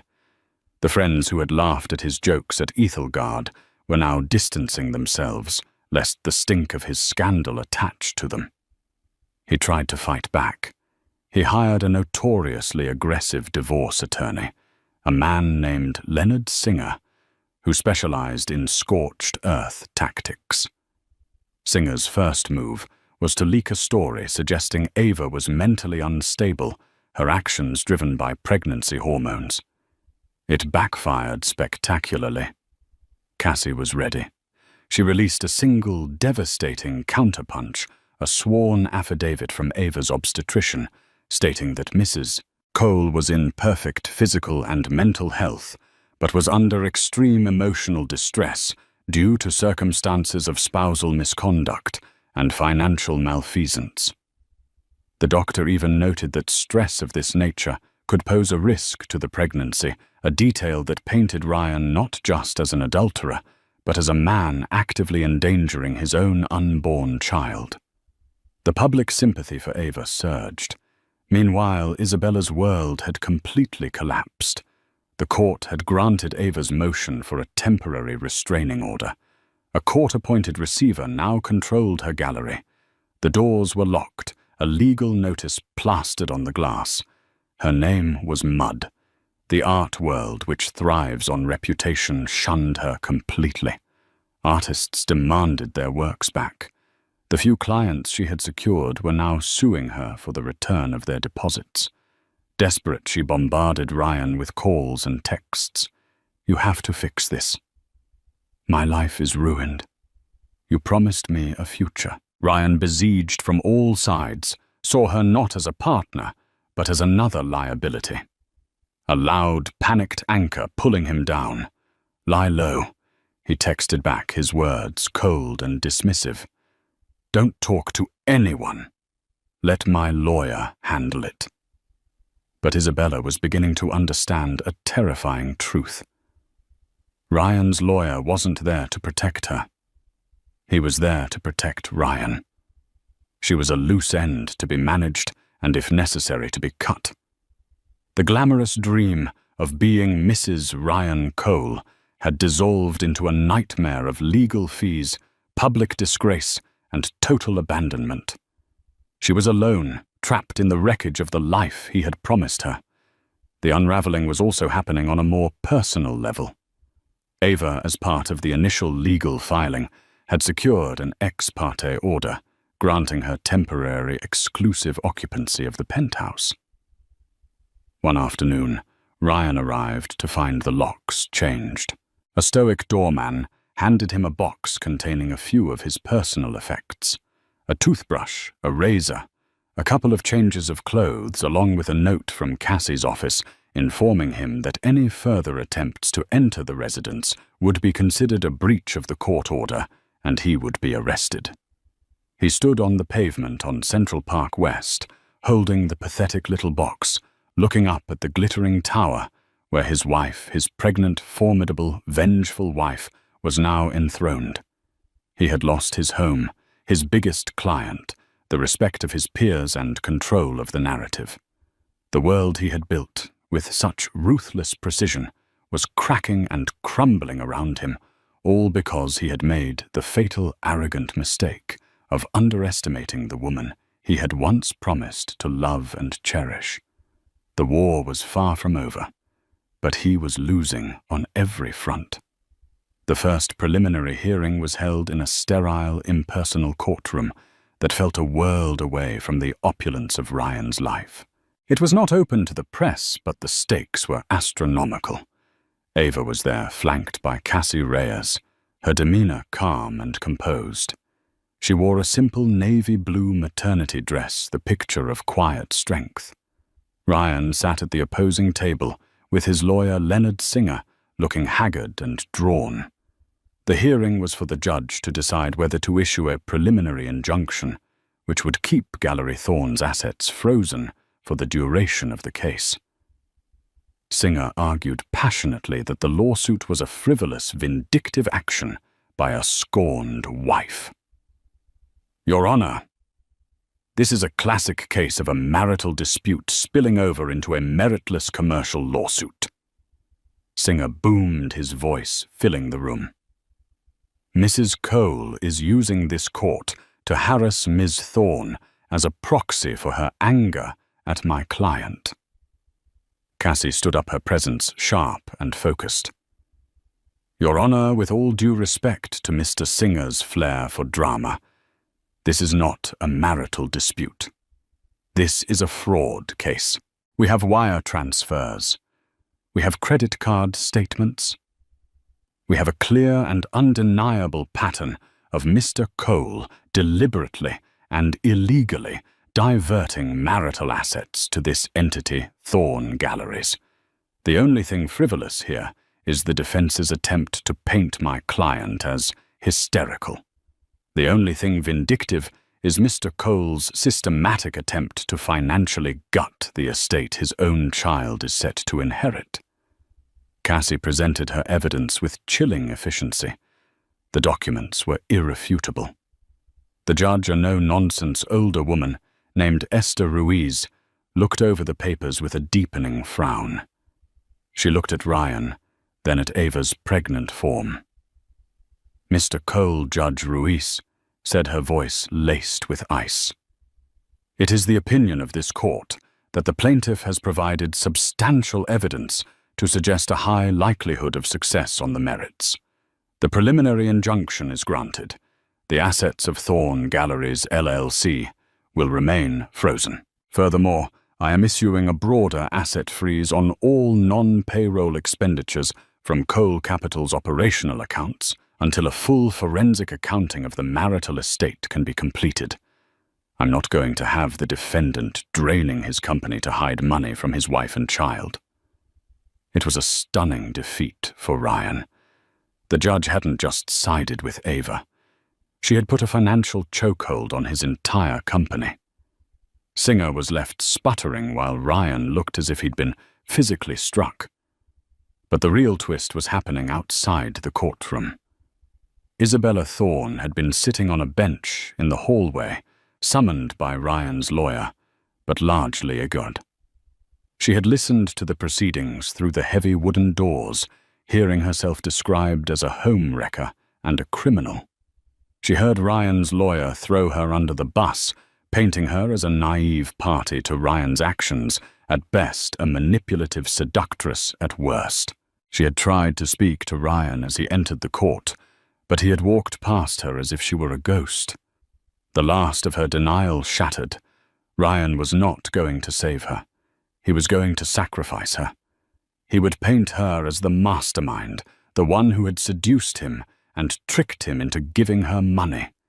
He would use his remaining resources to crush her and walk away, bruised but intact, leaving her to face the legal and financial ruin alone.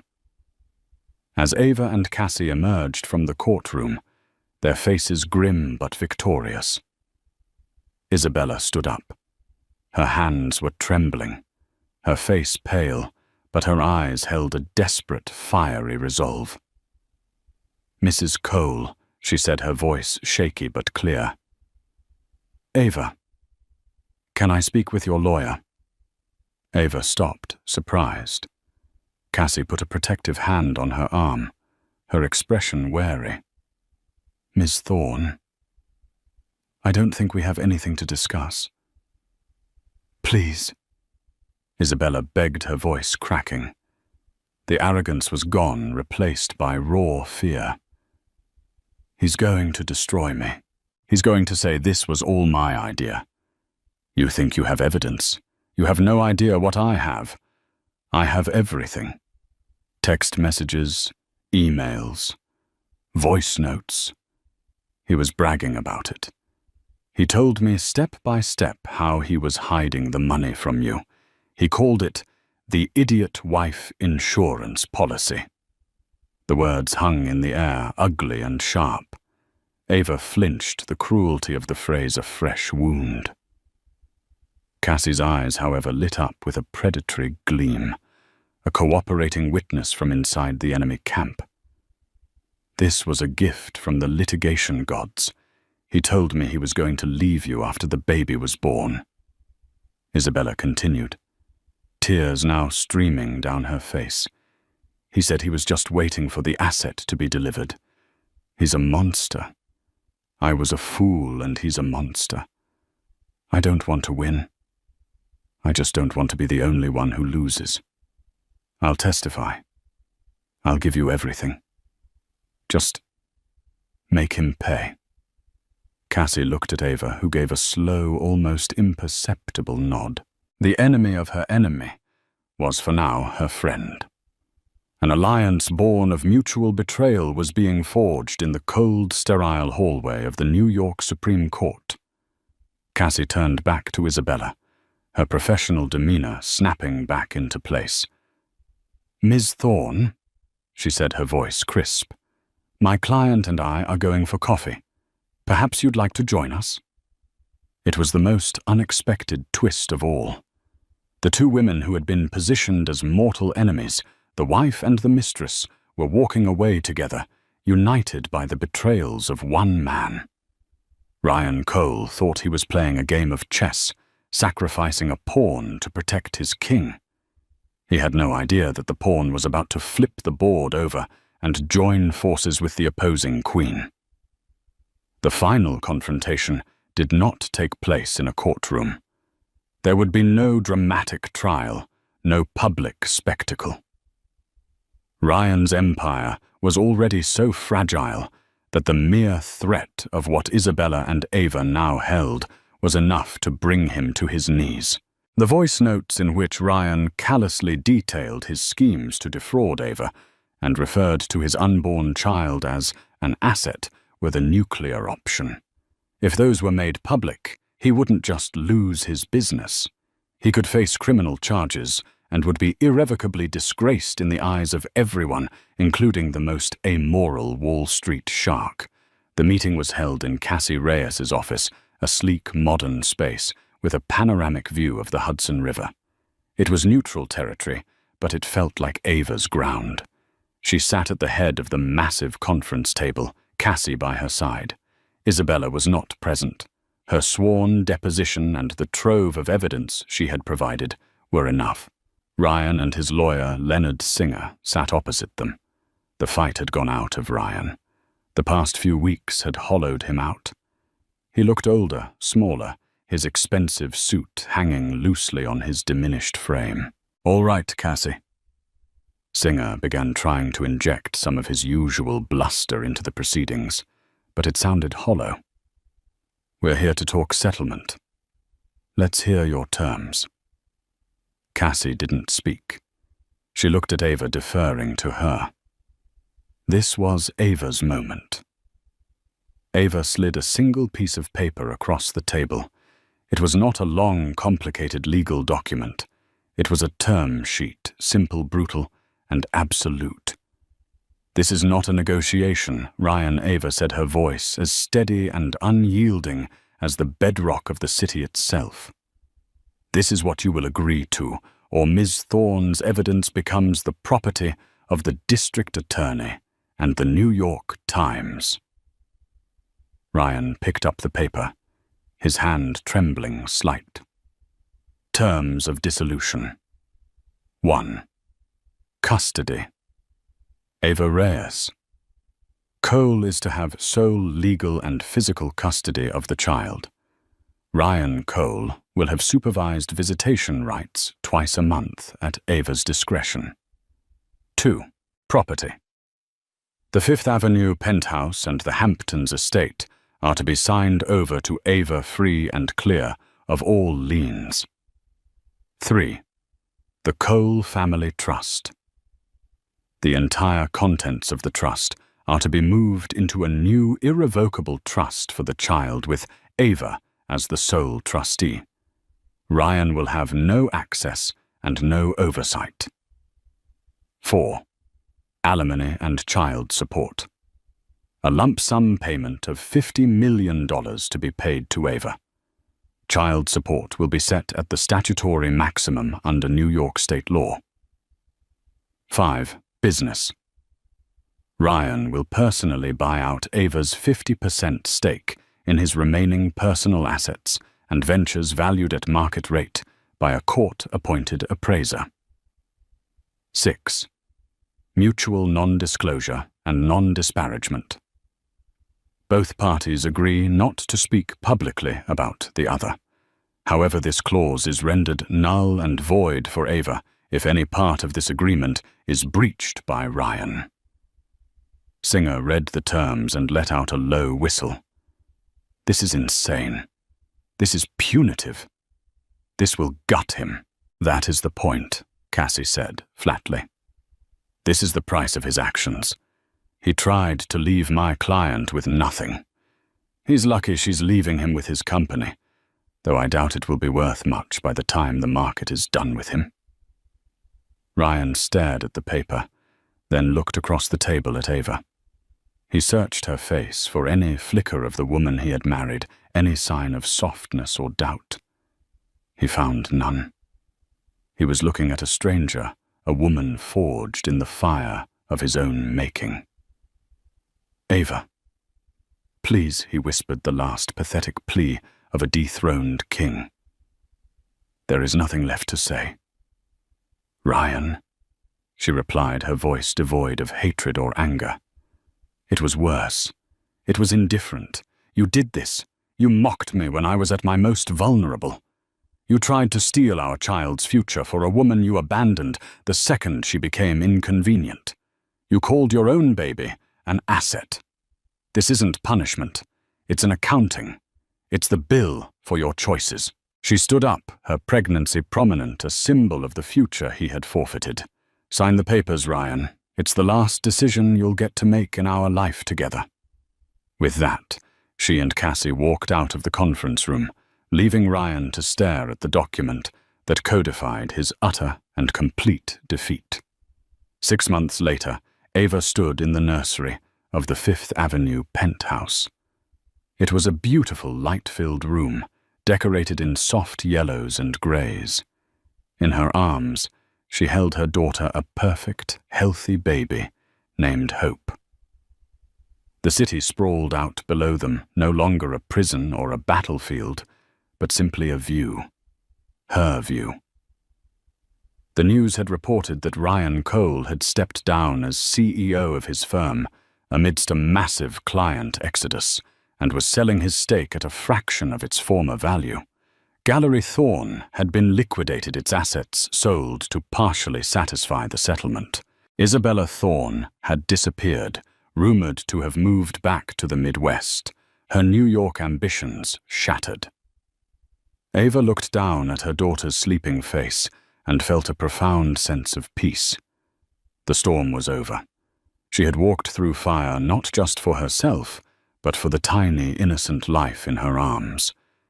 She hadn't just survived. She had triumphed. She was not Ryan Cole's discarded wife. She was Ava Cole, a mother, a protector, and the architect of her own and her daughter's unbreakable future. Ava's story is a powerful reminder that the deepest betrayals can often ignite the fiercest strength. She was publicly humiliated, underestimated, and left for ruin by the one person who should have protected her. But instead of breaking, she meticulously built a case, turned the tables on her tormentors, and reclaimed not just her fortune, but her power and her future for herself and her child. This wasn't just a story about a messy divorce. It was a masterclass in strategy resilience and the quiet, unshakable power of a woman who has been pushed too far. She proved that the best revenge isn't living well, it's winning. If you were inspired by Ava's incredible journey from humiliation to triumph, please hit that like button, share this video with someone who needs to hear it, and don't forget to subscribe for more true-life stories of justice and empowerment. Let us know in the comments what you think about Ava's ultimate checkmate move.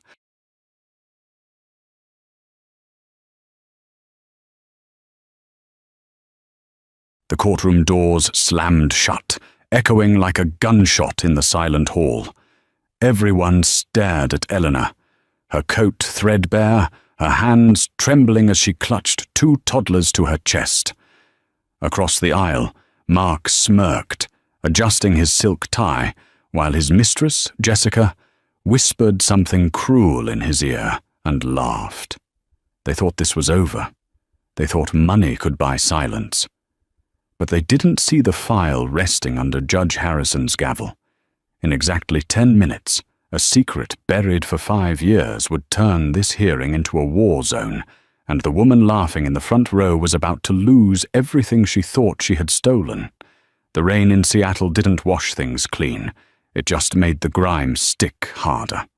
Elena stood under the awning of a rundown bus stop on 4th Avenue, shielding the stroller with her body. Inside, Leo and Mia, her 3-year-old twins, were finally asleep, oblivious to the fact that their mother was down to her last $20. 5 years ago, Elena wouldn't have recognized the woman reflected in the passing shop windows. Back then, she was Eleanor Vance, the bright-eyed graphic designer who had fallen in love with Mark Sterling, a charming, ambitious man with big dreams and empty pockets. She had supported him, worked double shifts, and even sold her grandmother's jewelry to fund the startup of his tech consultancy firm, Sterling Solutions. "We're a team, Elle," Mark used to say, kissing her forehead. "When I make it, you'll never work a day in your life again." He made it, all right. But the we didn't survive the ascent. As the money poured in, Mark changed. The late nights at the office turned into weekends away. The affection turned into criticism. He started complaining about her appearance, her clothes, her exhaustion. Then came Jessica. Jessica Vance, no relation, though she liked to joke she was born to be a Sterling, was everything Elena wasn't anymore. Polished, expensive, and ruthless. She was Mark's new VP of marketing, and soon she was the woman in his passenger seat. When Elena found out, Mark didn't apologize. He handed her eviction papers. "I need someone who fits the brand, Elena," he had said cold-heartedly, standing in the foyer of the mansion Elena had decorated. "You're just tired. Take the kids. I'll send a check." But the checks were sporadic. Then they stopped.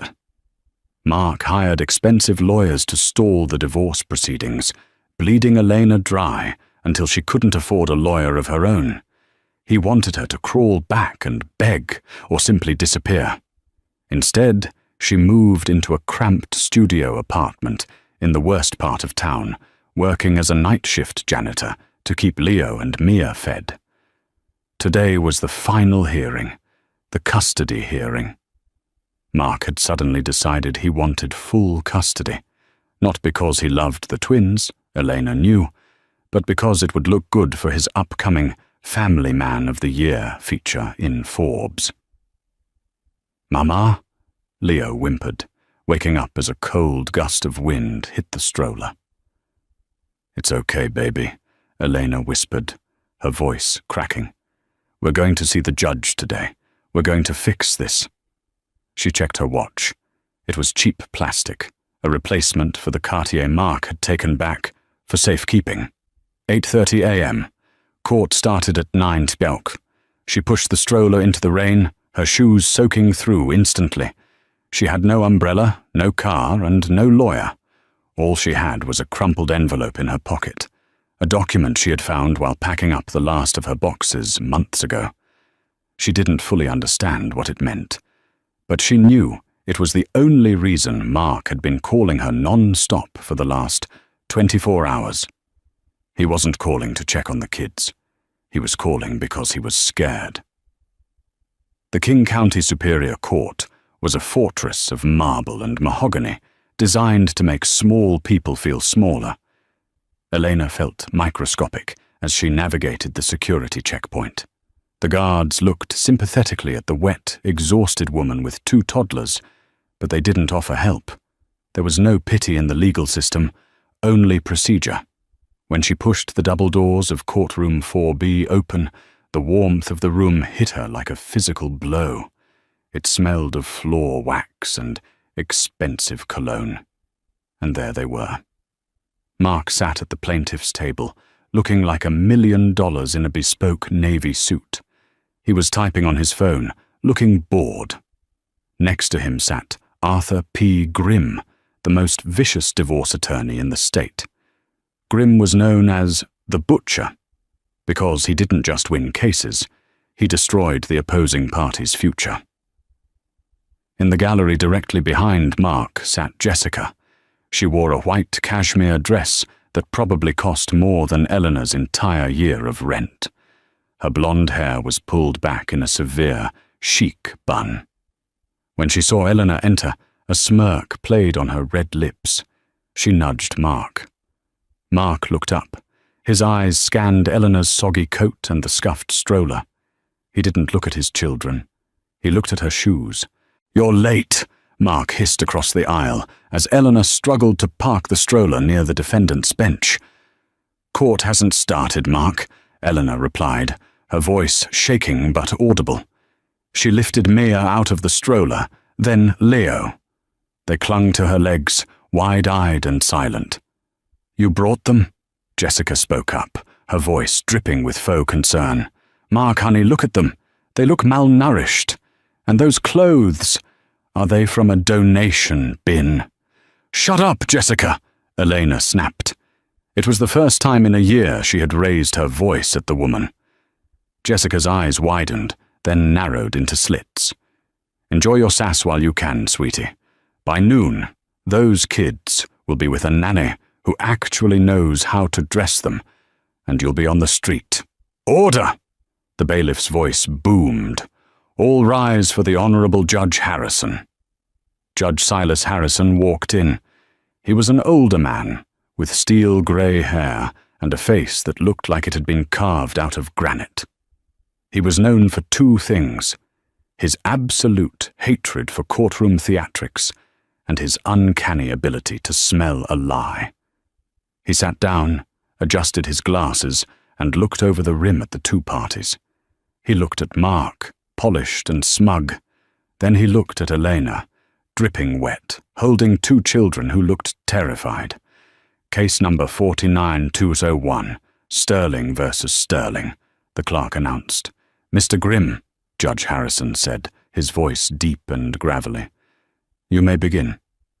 Grimm stood up, buttoning his jacket. He didn't even look at Eleanor. He addressed the judge with the confidence of a man who had already bought the victory.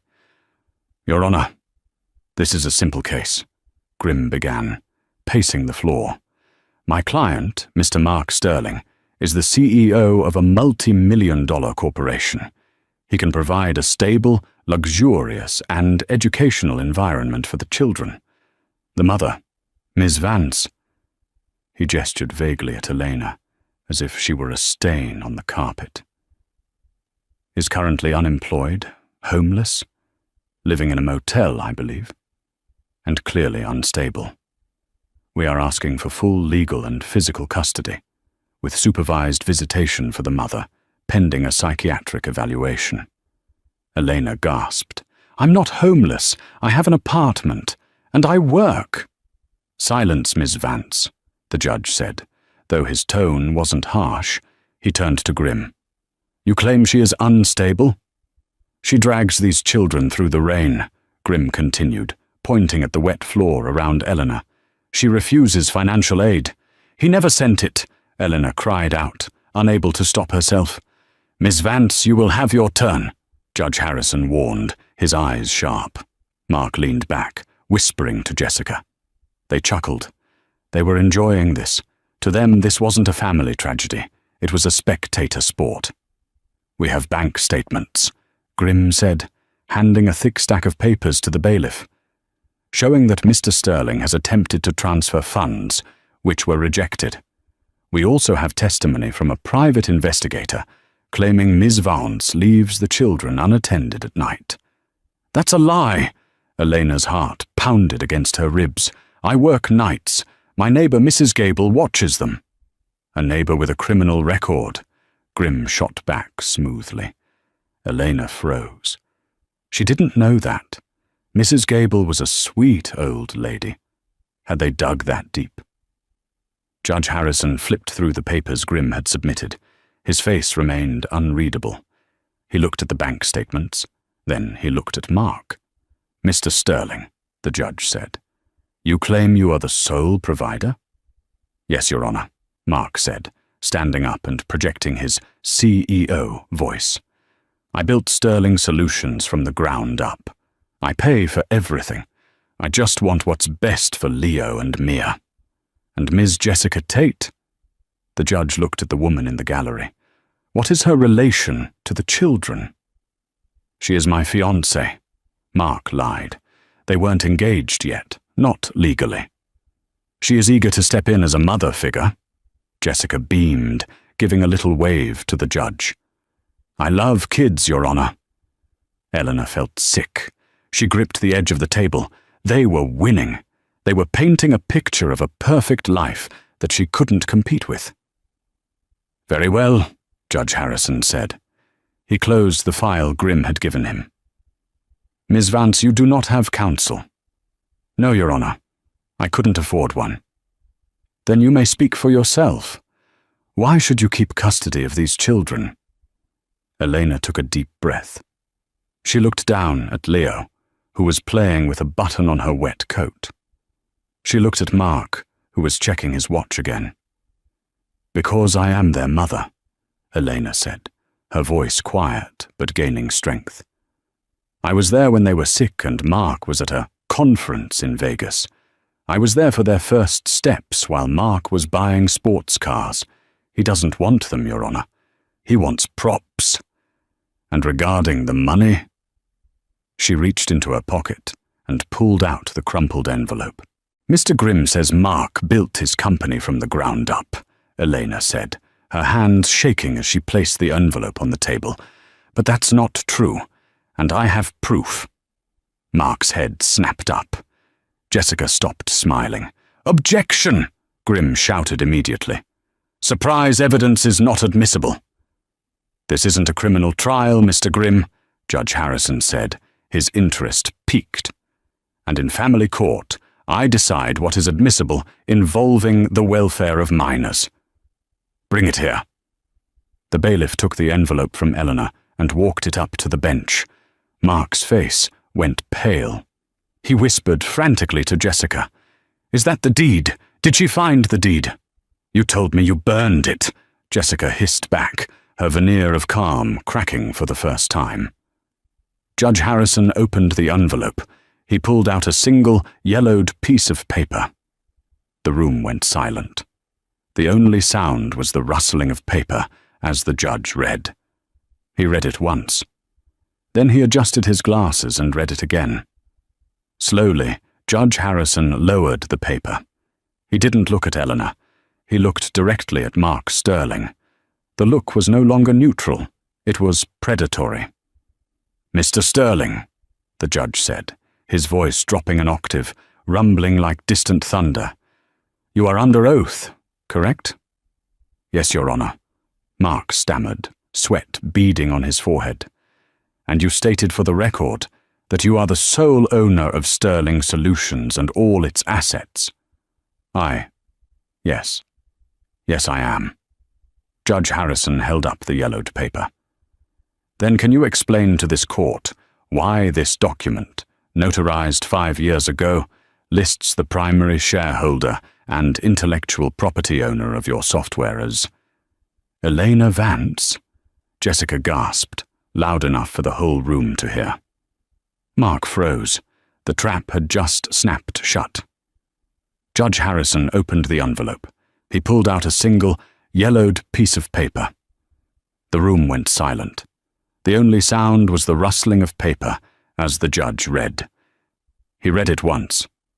Then he adjusted his glasses and read it again. Slowly, Judge Harrison lowered the paper. He didn't look at Elena. He looked directly at Mark Sterling. The look was no longer neutral. It was predatory. "Mr. Sterling," the judge said, his voice dropping an octave, rumbling like distant thunder. "You are under oath, correct?" "Yes, Your Honor," Mark stammered, sweat beading on his forehead. "And you stated for the record that you are the sole owner of Sterling Solutions and all its assets." Yes. Yes, I am." Judge Harrison held up the yellowed paper. "Then can you explain to this court why this document, notarized 5 years ago, lists the primary shareholder and intellectual property owner of your software as Elena Vance?" Jessica gasped, loud enough for the whole room to hear. Mark froze. The trap had just snapped shut. The silence in courtroom 4B was shattered by the sound of Arthur Grimm slamming his hand onto the table. It wasn't a gesture of power anymore. It was the desperate reflex of a man realizing he had been walked off a cliff by his own client. "Let me see that," Grimm barked, forgetting all protocol.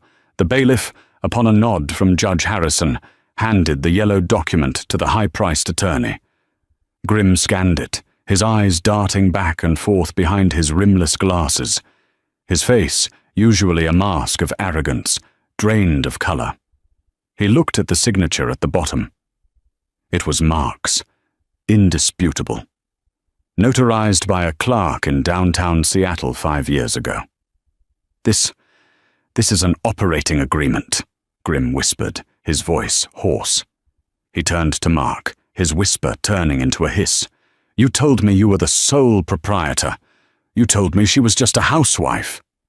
"I am the sole proprietor," Mark shouted, standing up. "That piece of paper is ancient history. It was a formality to get her grandmother's money. It doesn't mean anything." "Sit down, Mr. Sterling," Judge Harrison roared. The thunder in his voice made Leo start to cry. Elena immediately scooped him up, rocking him gently, but her eyes never left Mark. She saw something she had never seen before. Fear. True, unadulterated fear. "Mr. Sterling," the judge said, his voice dangerously calm. "In my court, a notarized contract regarding the founding of a company is not ancient history. It is evidence.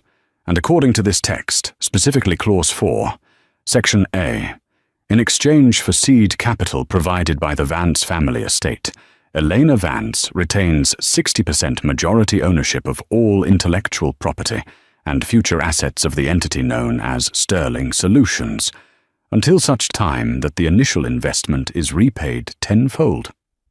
The judge lowered the paper and looked at Mark over his spectacles. "Mr. Sterling, did you repay the initial investment of $50,000? Tenfold? Did you pay Ms. Vance $500,000? Mark opened his mouth, then closed it. He looked at Jessica. Jessica wasn't looking at him. She was staring at the judge, her mouth slightly open, doing the math in her head. "No," Mark croaked.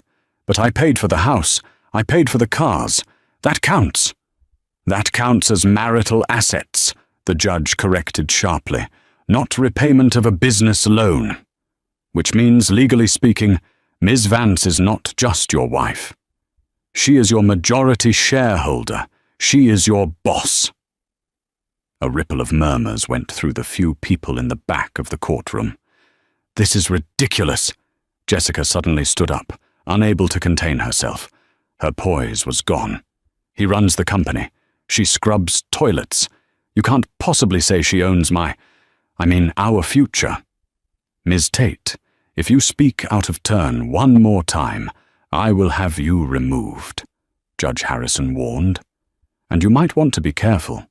If Ms. Vance is the majority owner, then the company funds you've been enjoying, the corporate card, the leased Mercedes I see listed in the financial disclosure, might technically be considered embezzlement of her dividends." Jessica dropped back into her seat, as if she'd been shot. She looked at Mark with horror. "Mark? Is that true?" Mark was sweating profusely now. "It's a technicality, Jess. Don't listen to him. We can fight this." "Grim, do something!" Grim stood up slowly. He smoothed his tie, distancing himself physically from Mark. "Your Honor, I request a brief recess to consult with my client regarding this new evidence. It appears there has been a significant miscommunication regarding the asset disclosure." "Request denied," Judge Harrison said instantly. "We are here to determine the best interest of these children today. We were told the mother is destitute. We were told she has no means to support them. But if this document is valid, she is potentially worth millions. The question now isn't about custody, Mr. Grimm. It's about why a woman worth millions is living in a motel while her husband buys a second yacht." The judge turned his gaze to Elena. "Ms. Vance, were you aware of this document's value?" Elena swallowed hard.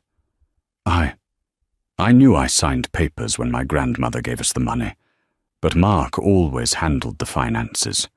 He told me the company was in debt for years. He told me we were barely scraping by, even when we moved into the big house. He said the cars were leased by the bank. I trusted him. He told you the company was in debt?" The judge flipped open the financial binder Grimm had submitted earlier. According to Mr. Sterling's own brag sheet, submitted to this court to prove his financial superiority, Sterling Solutions posted a net profit of $4 million last year. Elena gasped. $4 million. She looked down at her worn-out sneakers. She thought about the nights she skipped dinner so the twins could have extra milk. She thought about the humiliation of begging her landlord for an extension on the rent. "He lied," Elena whispered, tears welling up. "He lied about everything." "It appears so," Judge Harrison said. He looked at the court stenographer. "Let the record show that the financial disparity claiming the mother is unfit is hereby challenged by evidence of concealed assets. Furthermore, I am ordering an immediate forensic audit of Sterling Solutions." "Now wait a minute," Mark yelled, panic taking over completely. "You can't do that. That's my company. You can't just open my books because of a piece of paper she pulled out of the trash." "I can and I will," Judge Harrison replied coolly. "In fact, given the severity of this concealment, I am freezing all marital assets effective immediately, including the corporate accounts." The color drained from Jessica's face completely. "Freezing?" she squeaked. What about the trip to Aspen next week? What about the remodel?" Mark ignored her. He was glaring at Elena with pure hatred. "You set me up," he snarled. "You played the victim just to blindside me." "I didn't know, Mark," Elena cried out. "I just wanted my kids. You're the one who dragged us here. You're the one who wanted to show off." "And show off he did," Judge Harrison muttered. He picked up his gavel. "However, this hearing has taken a turn. We are no longer just dealing with custody. We are dealing with potential fraud. Mr. Grimm, I suggest you advise your client to stop talking, because the district attorney visits this courthouse frequently." Grimm looked at Mark. "Shut up," he said, loud and clear. "Not another word, Mark." But the drama was far from over, because while Mark was silenced, the person sitting behind him was just getting started. Jessica Tate was a survivor. She had climbed her way up from nothing, using her looks and her sharp wit to attach herself to powerful men. She thought Mark Sterling was her golden ticket. She had tolerated his arrogance, his snoring, and his boring stories because he promised her the world. But now, she was watching that world dissolve. The judge had just frozen the accounts. The millions Mark claimed to have were actually Elena's. And worse, the word embezzlement was floating in the air. Jessica knew what happened to girlfriends of embezzlers. They got subpoenaed. They got their closets raided by the FBI. She looked at Mark's sweating neck. She looked at Elena, who was looking more powerful by the second, clutching that damning piece of paper. Jessica made a calculation. The ship was sinking. It was time to grab a life raft. "Your Honor?" Jessica's voice rang out, clear and steady. "Jessica, don't," Mark hissed, turning around. "Ms. Tate," Judge Harrison said, looking over his glasses, "you are not a party to this case." "I have information relevant to the children's welfare," Jessica said, standing up and walking to the railing. She didn't look at Mark. She looked straight at the judge. "And relevant to the finances." "Object!" Grimm shouted. "She is not under oath." "Swear her in," Judge Harrison commanded the bailiff. Mark's eyes bulged. "Jess, what are you doing?" "Saving myself, Mark," she whispered coldly as she passed him. She placed her hand on the Bible, swore to tell the truth, and took the witness stand. The courtroom was dead silent. Even the twins seemed to sense the tension and watched with wide eyes. "Ms. Tate," the judge said, "what do you have to say?" "Mark has been planning to flee the country with the children," Jessica stated flatly. The room erupted. Elena screamed, covering her mouth. Mark jumped up, knocking his chair over. "You lying witch!" "Order! Order!" Judge Harrison banged the gavel so hard the wood chipped. "Marshals, restrain Mr. Sterling." Two burly officers stepped forward, forcing Mark back into his chair. He was red-faced, veins bulging in his neck. "Continue, Miss Tate," the judge said, his voice deadly serious. "He told me last night," Jessica said, smoothing her skirt. "He knew Elena might have the contract. He's been trying to find it for weeks. He said if things went wrong today, he'd take the kids to a non-extradition country. He has passports for them, hidden in a safety deposit box under my name. I didn't know what they were until this morning." "That is a lie," Mark screamed. "She's lying. She's mad about the money." "I have the key in my purse," Jessica said, producing a small silver key. "And I have the text messages." She pulled out her phone. "He texted me at 2 a.m. If the judge sides with the bitch, pack the bags. We leave for Brazil tonight. I won't let her have a dime or the kids." Elena felt the room spin. Brazil? He was going to steal them? He was going to take her babies to another continent just to spite her? "Bailiff, take that phone," Judge Harrison ordered. The bailiff took the phone and handed it to the judge. He scrolled through the messages. His face grew darker with every swipe. "Mr. Grimm," the judge said, not looking up, "your client is in very, very deep trouble." I had no knowledge of this," Grimm stammered, backing away from the table. "I withdraw. I cannot represent a client who conspires to commit international kidnapping." "You can't quit," Mark yelled. "I paid you $50,000. "With my money!" Elena shouted, standing up. The anger finally overtook the fear. "You paid him with my money to steal my children." Mark turned on her, his eyes wild. "They aren't your children. You're nothing. You're a loser, Elena. You were nothing before me, and you'll be nothing after me." "Mr. Sterling, that is enough." Judge Harrison stood up. "Mark Sterling, I am holding you in contempt of court. Officers, take him into custody immediately." "What?" Mark blinked. You can't arrest me. I'm a CEO." "You are a flight risk," the judge declared, "and based on the testimony and evidence of intent to kidnap, I am setting bail at $5 million, which, considering your assets are frozen, might be difficult to post." The officers grabbed Mark's arms. He struggled, thrashing around. "Jessica, tell them you lied! Jessica!" Jessica watched him from the stand, her face impassive. "I don't lie to judges, Mark. Not for a broke man." As they dragged Mark out of the courtroom, he locked eyes with Eleanor. "This isn't over, you hear me? I'll destroy you." The heavy doors slammed shut behind him, cutting off his screams. The silence that followed was heavy. Elena was trembling, holding the twins so tight her knuckles were white. Judge Harrison sat back down. He took a long breath and looked at Elena. His expression softened for the first time. "Ms. Vance," he said gently, "it appears the immediate danger has been removed." Is he really gone?" Eleanor asked, her voice barely a whisper. "For now," the judge said, "but we have a lot of work to do. First, regarding the children.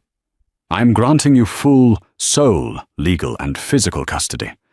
Mr. Sterling's visitation rights are suspended indefinitely pending a criminal investigation."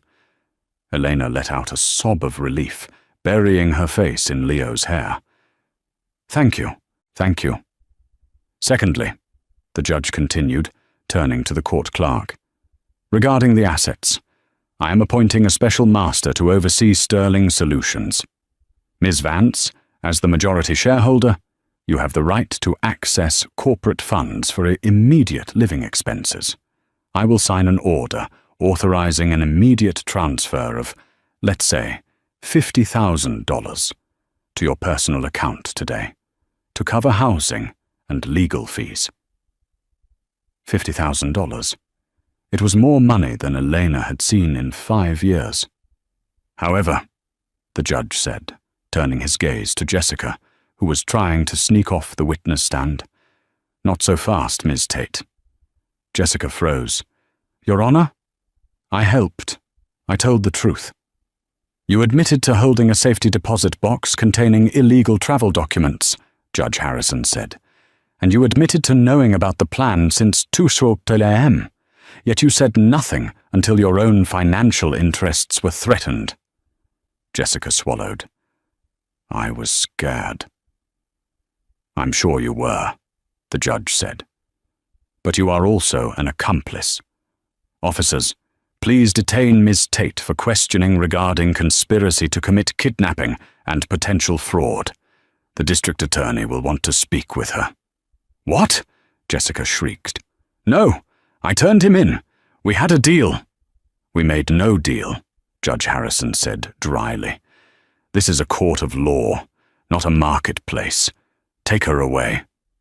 Jessica's screams were higher pitched than Mark's as she was led away in handcuffs, kicking her expensive heels against the floor. Elena stood there, the courtroom now almost empty.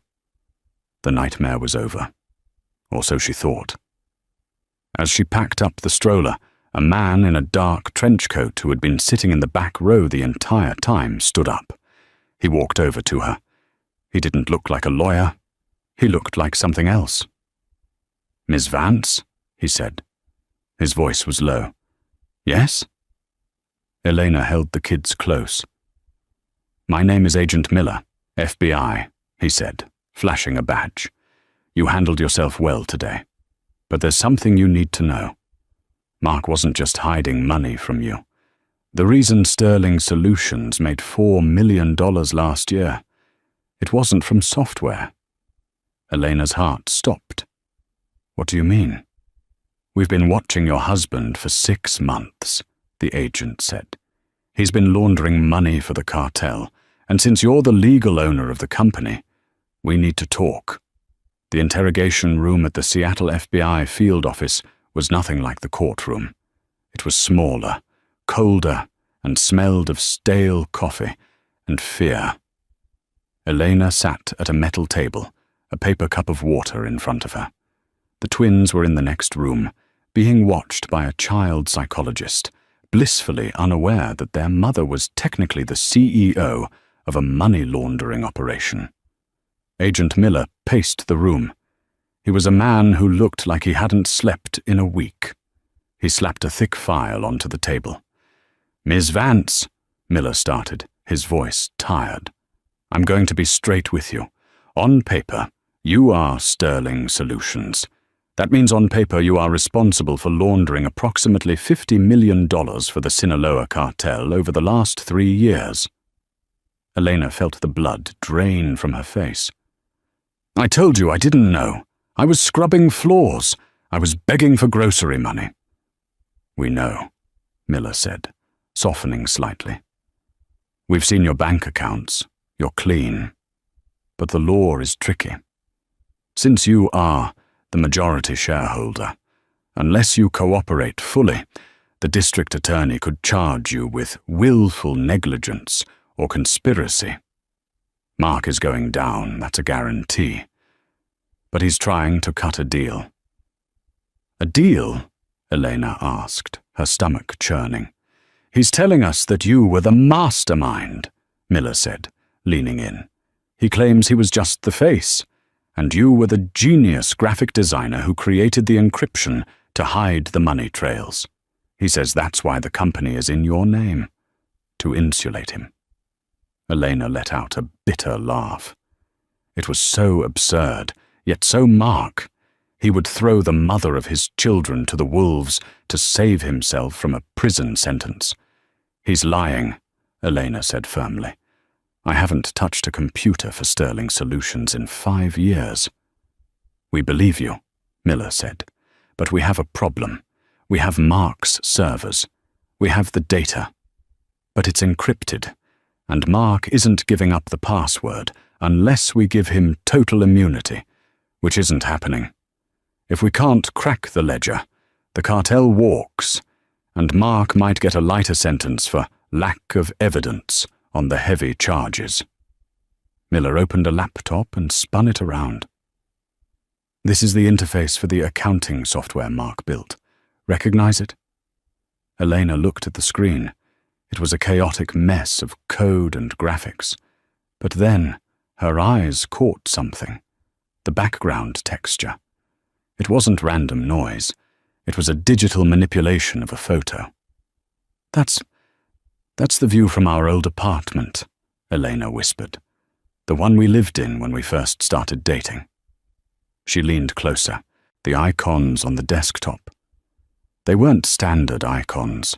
They were stylized versions of her sketches, the sketches she used to draw on napkins when they were broke and dreaming of the future. "He used my art," Elena realized, a tear sliding down her cheek. "He used everything I made for him to hide his dirty money." "Can you access it?" Miller asked intensely. Elena studied the login prompt. It wasn't a standard password box. It was a visual puzzle.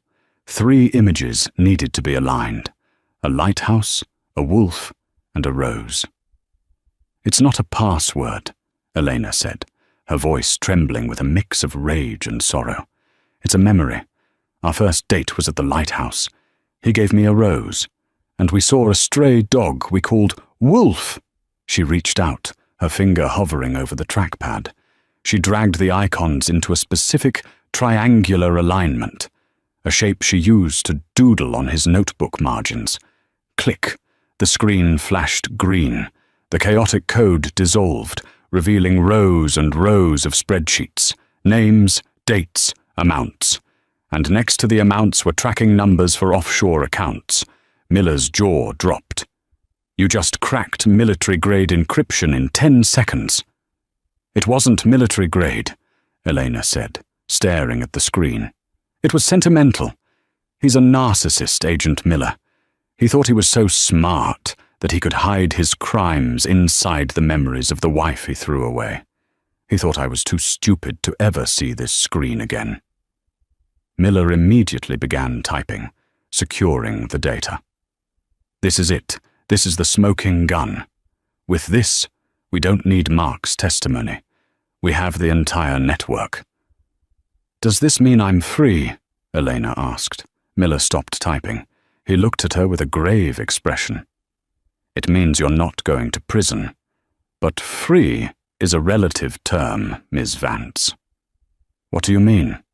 Mark was stealing from the cartel, Miller said. Look at column D. The numbers don't match the deposits. He was skimming off the top. About $5 million is missing from the cartel's money. Elena felt cold. He stole from drug lords? Yes. And now that he's in custody and the assets are frozen, they're going to be looking for that money. And since the news just broke that you are the legal owner of the company, they'll come for me, Elena finished the sentence.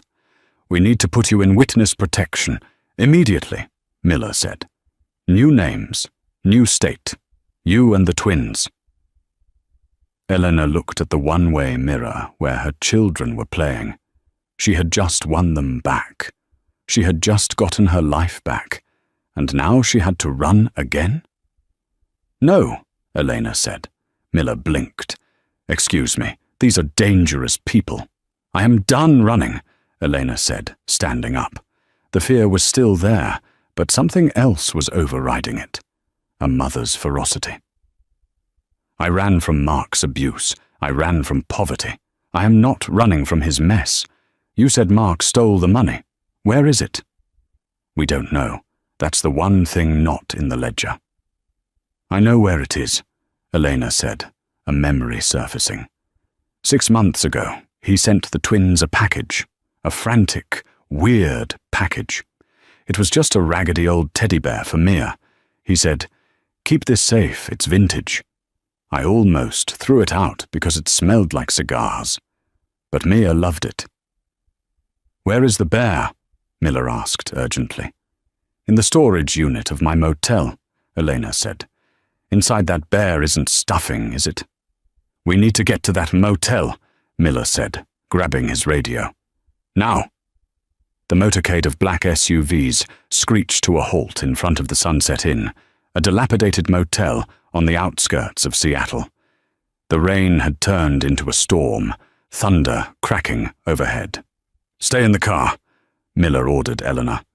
He signaled his team. 4 agents with tactical gear moved toward room 104. Eleanor watched from the back seat, clutching Leo and Mia. It's going to be okay, she whispered, though she didn't believe it.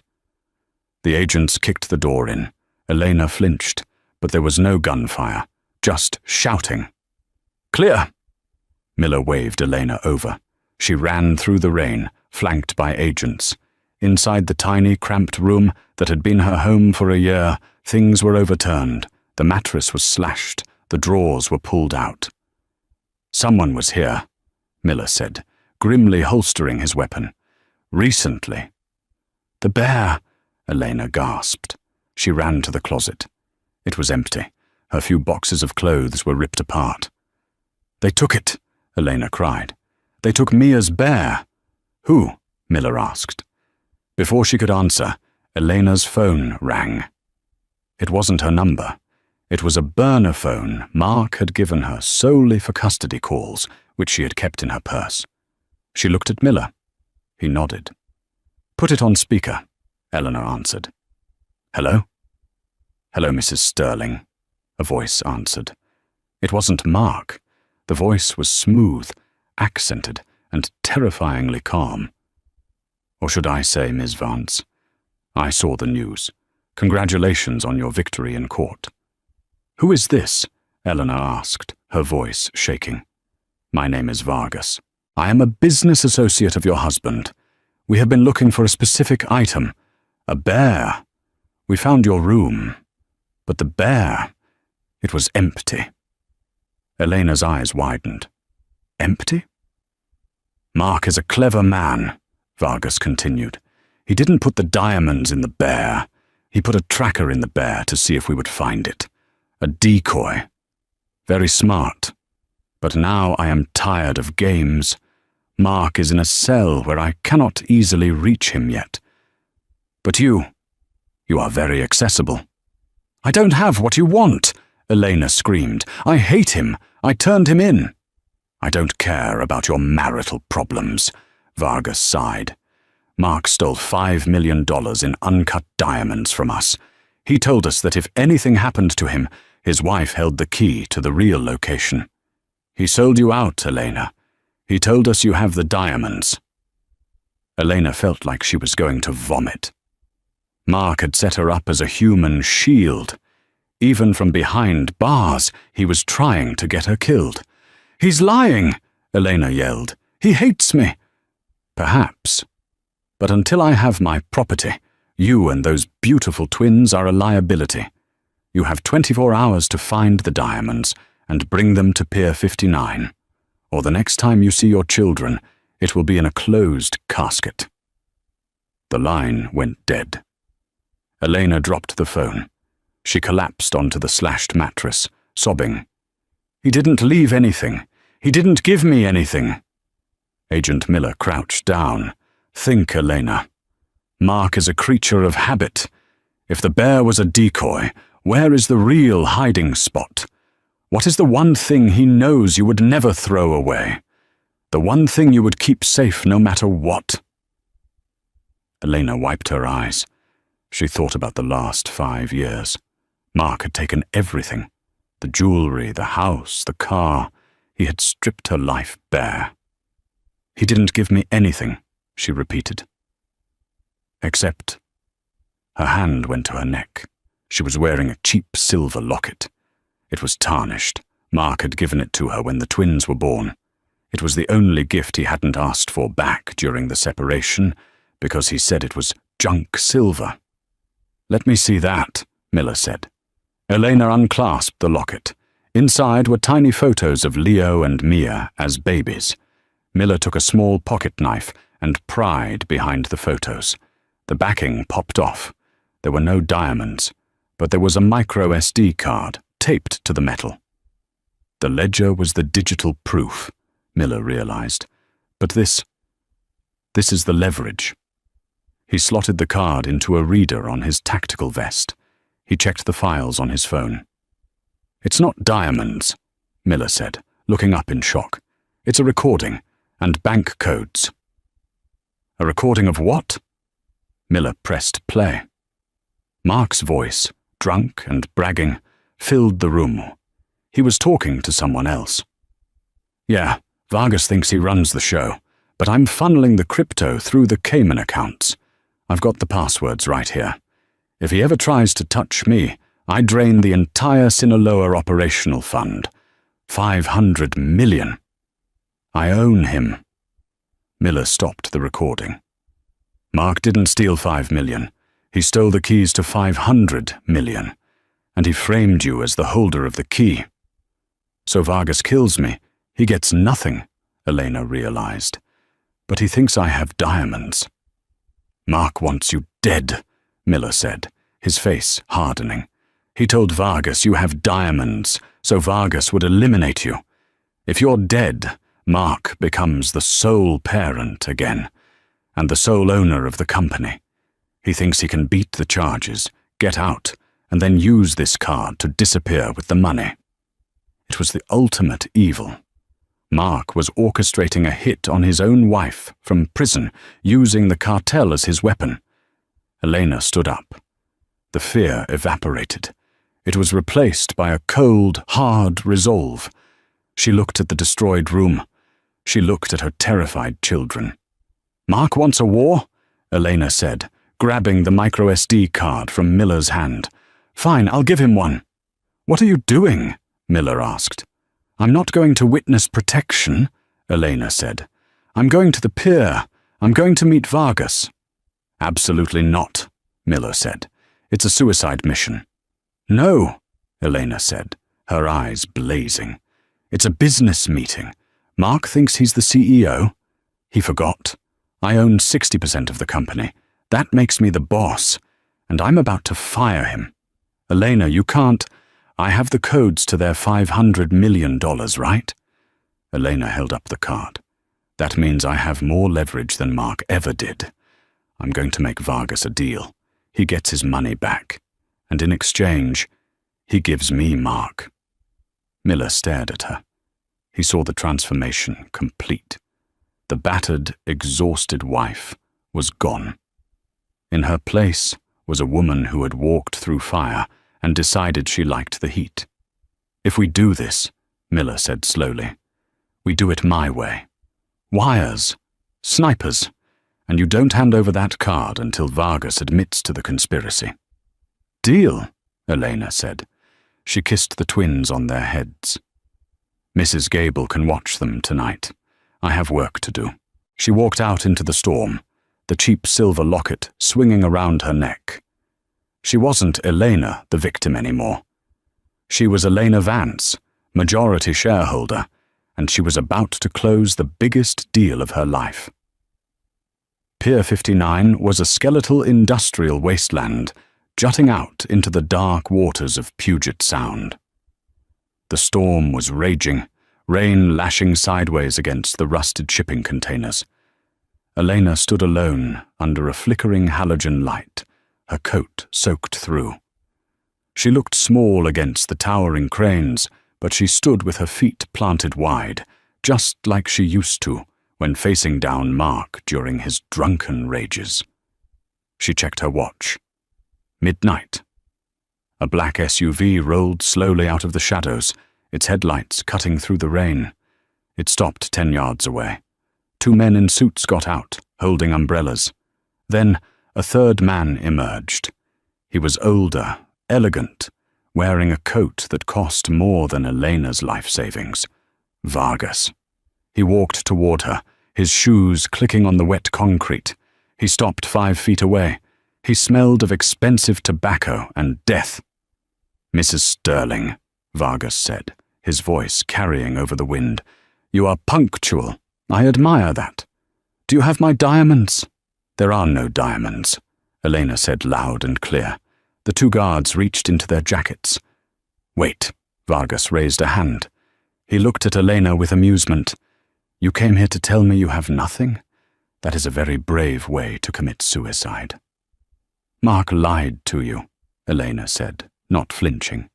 He told you I had diamonds so you would kill me. He wanted to tie up a loose end. But Mark didn't steal 5 million in stones, Vargas. He stole the keys to your entire Cayman network. $500 million. Vargas's smile vanished. His eyes went cold. That is impossible. Only I have the master keys. He built a back door, Elena said. She held up the micro SD card. It's all here. The encryptions, the routing numbers, the passwords. He was going to drain your accounts the moment he made bail. He was going to rob you blind and leave me to take the fall. Vargas stared at the tiny chip in her hand. For the first time, the cartel boss looked unsettled. Give it to me. No, Elena said. Vargas took a step forward. I will take it from your corpse. If you kill me, Elena said, her voice steady, the transfer triggers automatically. I set a dead man switch on the server before I came here. If I don't enter a code on my phone in... She checked her watch. 5 minutes. The entire 500 million is donated to the DEA's seizure fund. Vargas froze. It was a bluff. It had to be. But could he risk $500 million on a guess? Mark Sterling was a computer genius. It was plausible his wife knew his tricks. What do you want? Vargas hissed. I want a trade, Elena said. I give you the card. You get your money back. But in exchange, you do something for me. Name it. Mark Sterling, Elena said, the name tasting like ash in her mouth. He thinks he's safe in jail. He thinks he can buy his way out. I want you to ensure that never happens. Vargas tilted his head. You want me to kill him?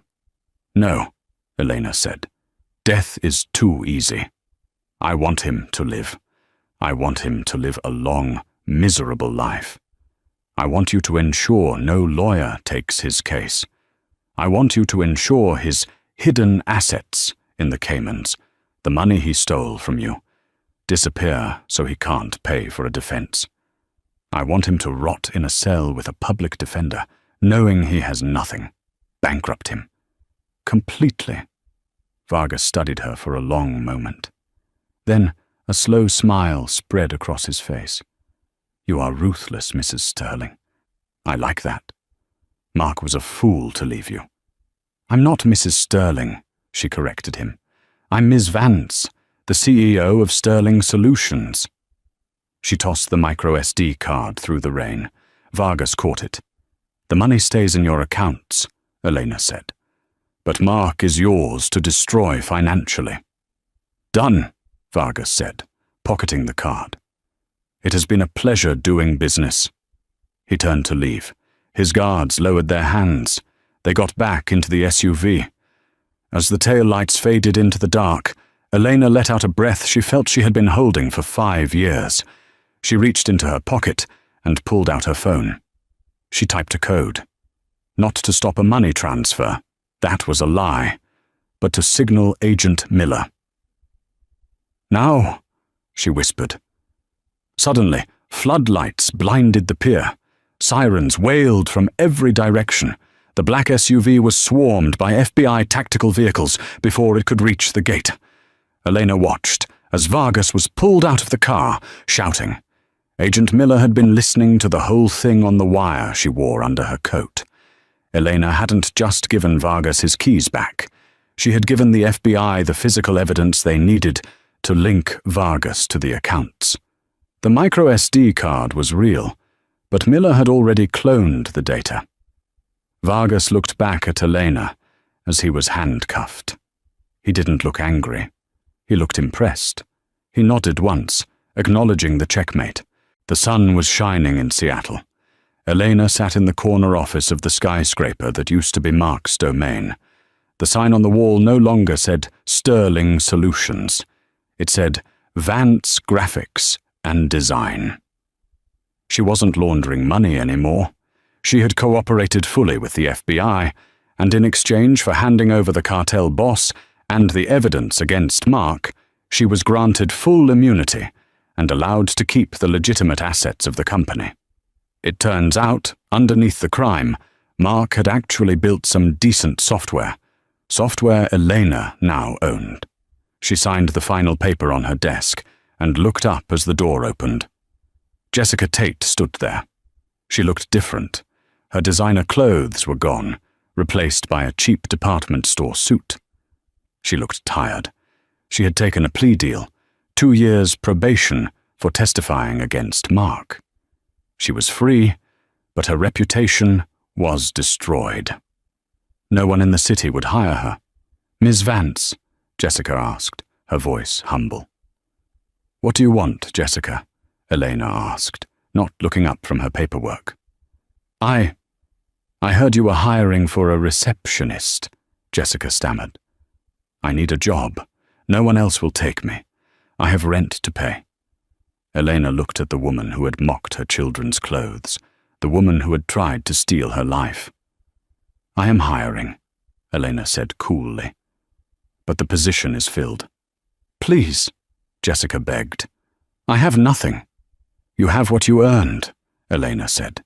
Mark is serving 20 years for money laundering and conspiracy to commit murder. You helped him. I suggest you try the temp agency down the street. I hear they're looking for janitors.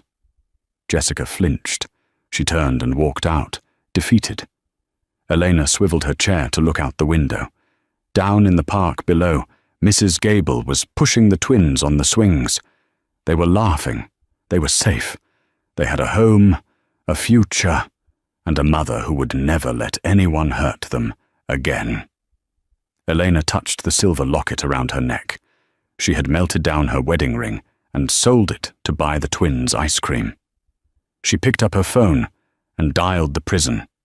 She had one last message to deliver. This is a prepaid call from an inmate, the automated voice said. Hello? Mark's voice was broken, weak. It's me, Elena said. Elena, please, you have to help me, Mark cried. Grim quit. The public defender is an idiot. They seized everything. I don't even have money for commissary. Vargas's guys inside. They stare at me. I'm scared, Elle. I know, Elena said softly. I just wanted to tell you one thing, Mark. What? What is it? I found the ancient history contract, she said, and I found my self-respect. Don't call this number again. She hung up. Elena Vance stood up, grabbed her purse, and walked out of the office to go play with her children. She had arrived at the hearing with nothing but the truth. She left with everything that mattered. That is the story of how Elena Vance turned her darkest hour into her greatest victory. It reminds us that sometimes the people we underestimate the most are the ones holding all the cards. Mark thought money made him a king, but he forgot that a mother fighting for her children is the most dangerous force on earth. What would you have done if you were Elena? Would you have faced Vargas on that pier? Or would you have taken the witness protection? Let me know in the comments below. If you enjoyed this story of justice, betrayal, and the ultimate comeback, please hit that like button. It really helps the channel. Don't forget to subscribe and ring the bell so you never miss a new story. We post new dramas every week. Thanks for listening, and see you in the next video.